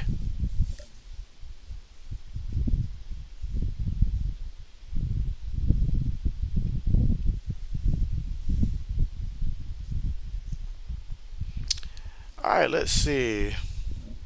All right, so old man says Hill, Randy Moss, and then Elderman at receiver, Vick at quarterback, Aaron Hernandez at tight end, and then running back Barry Sanders, and prime Adrian Peterson. So I like the fact you emphasized the prime there, but absolutely, let's see. 80 says Billy White, Shoes Johnson, and J.J. Jefferson as receivers. Okay, bet. Let's see. I'm thinking Randy Moss is one. I'm thinking Torrey Holt would be one as well. I'm thinking Dante Stallworth. There's a lot of things I can do with Dante Stallworth as well as at receiver. And then if I probably added a fourth one, maybe Dante Hall and stuff like that. A great special teams person there. Let's see. Tight end, I feel like. Ooh, let's see. I'm trying to think for speedy tight ends here. I got to think about that one there for a speedy tight end here. I mean, Ben Watson in his prime, was pretty fast there, so I could go with a Ben Watson there. Let's see. 80 says Shannon Sharp tight end was fast, so that he was absolutely. You know what? Shannon Sharp would be a better fit for the offense I'm trying to run. Um, let's see now. Quarterback though.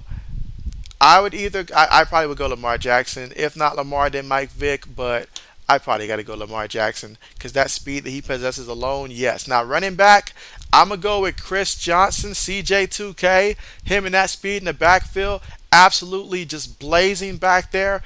And I'm also going with my man Barry Sanders as well, legendary. So, there you go. Let's see. Braden says he can't think of a tight end. It took me a minute as well. I almost threw out Algie Crumpler. Almost threw him out there. I was trying to remember how fast was Algie Crumpler really back in his heyday with the Atlanta Falcons back then. Let's see. 80 says, and the fastest emergency quarterback, JV. I appreciate the draft pick right there, 80s. I appreciate that. You don't have a quarterback if you don't have an emergency quarterback. I'm telling you. I'm telling you. Telling you.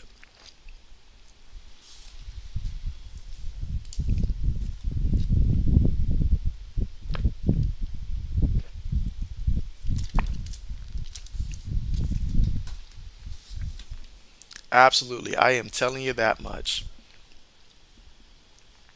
Now, if Vince Young would have turned out to been decent, he would have been a good option. But I mean, he didn't pan out though. But he would have been a good option if he'd have panned out. Reggie Bush, if he'd have played. I mean, Reggie Bush was solid, but if he was like more better, then he would have been a good choice there off of speed alone.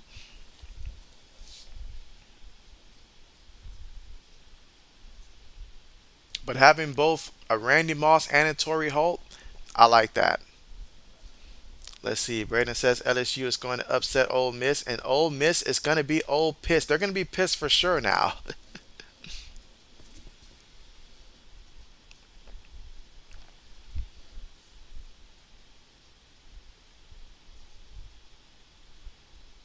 And so you see Oregon right now out there happy about this, taking knees and stuff like that. This is pretty much the game here. We're just melting time at this point.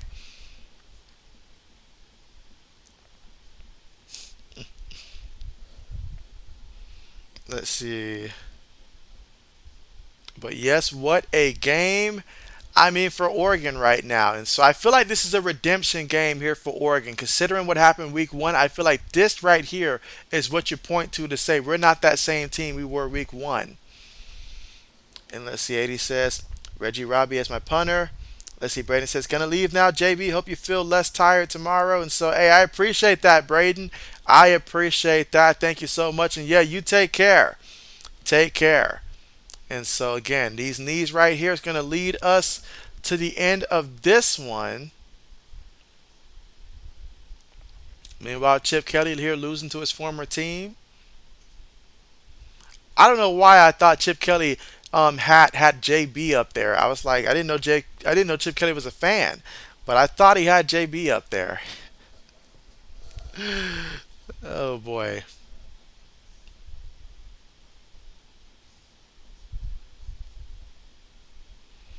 But yeah, JB is going to take an easy here. But you guys make sure to enjoy the rest of college football here. Meanwhile, we're going to get another knee right now. And so, all right, so it's going to be a difference of about a good 11 seconds there.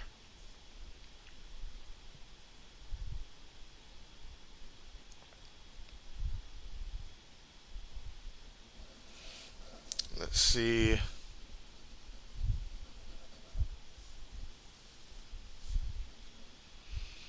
But yeah, hopefully, best of luck though to everybody in their NFL teams tomorrow. We get another week out there, so another chance for your team to go out there and make it do what it do tomorrow.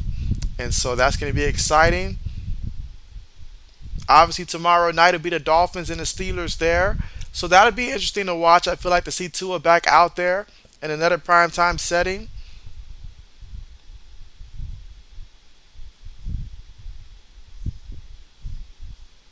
And so it'll be a fun one. It'll be a fun one for sure, for sure. But we got 13 seconds right now left on the clock here in this game.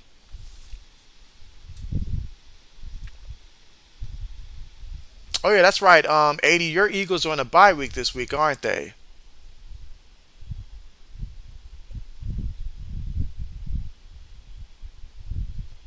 And so you see UCLA quarterback right now, definitely taking this one hard. Let's see. O says, good game, another great stream, and get better, JB, and take it easy. And so, yes, appreciate that, old man, for sure. Most definitely there. But I appreciate you guys for coming through here and supporting. Of course, it's always great to have you guys on. And so, let's see. Old says, and hopefully the Patriots can win Monday. And so, I am really, really hoping so. I got a good feeling about it, though. I got a good feeling about this one.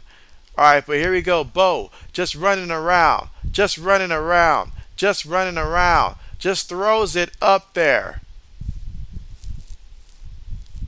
And so All right, that's going to be it. That's going to be game right there. It would have been messed up though if they would have actually threw that one into the end zone and caught a touchdown. But the final score is Oregon wins 45-30 in this one, and so UCLA undefeated no more, losing by 15 in this one, and so they just got outplayed in this one, and so. Let's see. 80 says yes, bye. And so, well, enjoy it. Enjoy it. Enjoy all the games and stuff like that tomorrow. And so, yeah, hopefully tomorrow, I'll be able to go through with the stream. I fully intend to. But of course, a lot of these times it really comes down to the last minute as of lately here. But hopefully I'll be feeling better and better as time goes on. But thank you guys so much for coming through. Again, enjoy the rest of the games here. We got some good ones coming up. And see you guys next time. Let's see. 80 says, JB, while you're sleeping, I'll be drinking. And so I will sleep knowing that you are definitely drinking. And you'll say it's my fault tomorrow. You'll say it's my fault. But yeah, you guys take care. I'm in the stream now. But yeah, everybody, thank you again for coming through here. And so yeah, enjoy the rest of your days. Take it easy. And